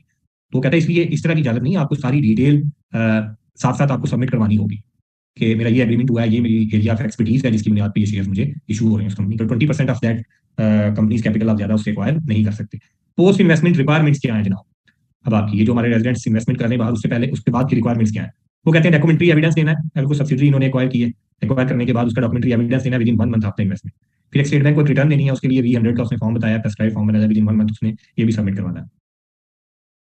जिस कंपनी ने भी पाकिस्तान से बाहर इन्वेस्टमेंट किया है इस पॉलिसी के तहत, वो अपने ऑडिटेड फाइनेंशियल स्टेटमेंट्स उस इन्वेस्टी कंपनी के जिसके अंदर आप इन्वेस्टमेंट कर रहे हैं या थोड़ा डीलर को आपने एनुअल बेसिस के ऊपर सबमिट करवानी है। और जो डिविडेंड है आपका या डिस इन्वेस्टमेंट प्रोसीड्स हैं पाकिस्तान के अंदर वापस आएंगी, और वो जब पैसा वापस आएगा तो प्रोसीड रियलाइजेशन सर्टिफिकेट भी आपको मिलेगा, ये भी स्टेट बैंक के पास सबमिट होगा। नेक्स्ट आ गया जी डेजिग्नेशन एंड एप्लीकेशन प्रोसेस। जगह जगह पे उसने कहा ऑथोराइज डीलर की बात की है, यहाँ पे अब आपको आगे पता चलेगा ऑथोराइज डीलर बेसिकली मतलब कैसे आप किसी के साथ रब्ता कर सकते हैं कि वो बैंकर आपका ऑथोराइज डीलर के तौर पे काम करे। तो उसका सारा प्रोसेस उसने यहाँ पे आपको बताया हुआ है। उसको चेंज करना है उसके बारे में भी कहानी बताई है। वो कहते हैं जनाब जो इन्वेस्टमेंट्स हैं यहाँ पे जो की जा सकती हैं फलां पैराग्राफ के तहत, ये सिर्फ कोई एक ब्रांच आप डेजिग्नेट करेंगे through only 1 branch of an authorise dealer to be designated by the applicant. आपने कह देना है कि बैंक फलां जो बैंक है उसकी फलां ब्रांच से मैंने ये ट्रांजेक्शन करनी है। अब आपका तमाम इन ट्रांजेक्शन का जो डेटा है, जो डिटेल है, वो सारी उस ब्रांच के अंदर मौजूद होगी। उनके हेड ऑफिस में तो डेटा है ही है, लेकिन तमाम जो इन्फॉर्मेशन है सारी वो उसी ब्रांच के अंदर मौजूद होगी। कल कोई एप्लीकेंट अगर चेंज करना चाहता है अपना ऑथोराइज डीलर या ब्रांच चेंज करना चाहता है तो ये एप्लीकेशन देंगे, हेड ऑफिस के थ्रू जाएगी, और फिर इसमें जो डेजिग्नेटेड ब्रांच है वो तमाम इसका रिकॉर्ड, तमाम डाटा नए ऑथोराइज डीलर को या नई ट्रांजेक्शन को अपना जो ब्रांच है उसको ये ट्रांसफर कर देंगे with in 3 working days from the request. तो फिर उस ब्रांच से इसका सिलसिला शुरू हो जाएगा, लेकिन एक स्पेसिफिक ब्रांच होगी जहां से ये जो इसकी ऑथोराइज डीलर फिक्स होगी, जहां पे ये काम करेगा। क्लियर है जी। Process of application by authorise dealer, वो कहते हैं जो डिटेल एप्लीकेशन है, audited accounts, particulars of directors, ये सारी डिटेल जो है ये फॉरवर्ड की जाएंगी ऑथोराइज डीलर को, और ऑथोराइज डीलर जो है केस टू केस बेसिस के ऊपर चीजों को वेरीफाई करेगा। आगे वो स्टेट बैंक की बात कर रहा है कि स्टेट बैंक के पास भी एप्लीकेशन आनी है, वो फलाफला डिपार्टमेंट के थ्रू आएगी और केस टू केस बेसिस पे स्टेट बैंक भी उसका फैसला करेगा। नेक्स्ट जी इन्वेस्टमेंट अब्रॉड, जो लोकली म्यूचुअल फंड है। अब आखिरी यहाँ पे याद रखने वाली बात आ गई है। वो कहता है जो लोकली एस्टैब्लिश म्यूचुअल फंड है, पहले हमने कहा था इसके यूनिट्स आके लोग बाहर से खरीद रहे हैं, अब हम बात कर रहे हैं इन्होंने जो इन्वेस्टमेंट पाकिस्तान से बाहर करनी है वो किस तरीके से की जाए। तो कहते हैं जो म्यूचुअल फंड है इनको इजाजत है कि पाकिस्तान से बाहर इन्वेस्टमेंट कर सकते हैं for the purpose of diversification of their assets. और कितनी इजाजत है, to the extent of 30% of aggregate funds. जो इनकी टोटल फंड है उसके 30% तक की इजाजत है कि ये फॉरेन इन्वेस्टमेंट कर सकते हैं, पाकिस्तान से बाहर ये इन्वेस्टमेंट कर सकते हैं। और एक अपर कैप उन्होंने लगाया up to $15 million at any time. कि पाकिस्तानी जो यूएस जो ये म्यूचुअल फंड है इन्होंने जो इन्वेस्टमेंट करनी है up to 30% of their total size of the fund, और अपर कैप क्या है जी 15 million at any given time. $15 million से ज्यादा इन्वेस्टमेंट नहीं होनी चाहिए। स्कोप जो है स्टॉक एक्सचेंज जो SECP ने जो एक्सप्लेन कर देना है उस स्कोप के अंदर है कि इन्होंने इन्वेस्टमेंट करनी है। प्रायर अप्रूवल इनको चाहिए होगा स्टेट बैंक से, जो लोकली एस्टैब्लिश म्यूचुअल फंड है ऑथोराइज डीलर के थ्रू एक्सचेंज पॉलिसी डिपार्टमेंट को जाके एप्लीकेशन देंगे। क्लियर है जी। आगे वो रजिस्ट्रेशन की बात कर रहा है और अंडर राइटिंग। अच्छा, अंडर राइटिंग वाली एंड पे आगे बात कर रहा है कि अंडर राइटिंग जो शेयर हैं, टर्म फाइनेंस मुदारबा सर्टिफिकेट जो फॉरेन बैंक्स हैं उससे आप अंडर राइटिंग की सर्विसेज ले सकते हैं, लेकिन उन्होंने ये ध्यान रखना है कि कल को अगर इस अंडर राइटिंग के थ्रू शेयर उन्हें खरीदने पड़ गए तो 30% ऑफ द पब्लिक ऑफरिंग या 30% of own capital and reserve से ज्यादा की अंडरटेकिंग नहीं देनी होगी। क्लियर है जी। तो यहाँ पे सिर्फ आपको 30% आपने याद रखना है, 30% की फिगर उन्होंने बताई है, which ever is lower. 1 minute दीजिएगा मुझे।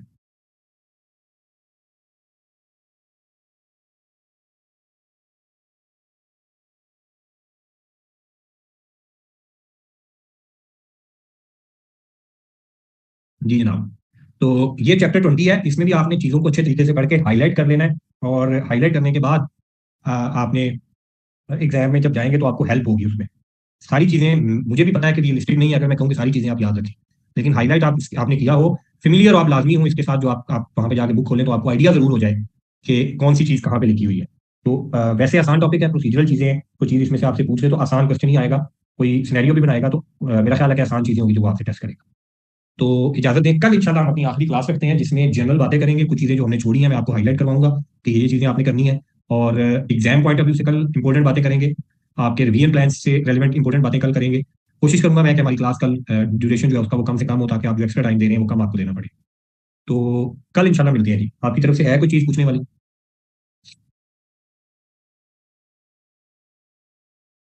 जी वैसे बहुत इंपॉर्टेंट तो नहीं है, कोई एक आधा उसने लास्ट टाइम पूछ लिया जेनेरिक तरीके से वो पूछ लेता है, लेकिन रीड आपने जरूर करनी है एक दफा। रीड भी आप जब करने जाएंगे तो आपको आइडिया होगा आपने चीजें पहले पढ़ी हुई हैं, कैफ के अंदर बड़ी डिटेल से चीजें पढ़ के आए हैं, रीड उनको लाजमी करना है। अनइम्पोर्टेंट हम किसी को भी नहीं कह सकते इंपॉर्टेंट है। तो इजाजत दें जनाब, इंशाल्लाह कल मुलाकात होती है। इस सेशन की हमारी आखिरी क्लास होगी, और इस क्लास में हमारी आखिरी मुलाकात होगी, और मैं वाकई नहीं चाहूंगा कि हमारी दोबारा से मुलाकात हो इसी क्लास में। क्लास से बाहर इंशाल्लाह बड़ी खुशी होगी अगर हम बात भी करें और मुलाकात भी करें। तो कल इंशाल्लाह मिलते हैं जी, कल फिर अलविदाई मुलाकात करते हैं। बहुत शुक्रिया, जज़ाकल्लाह, अल्लाह हाफिज़।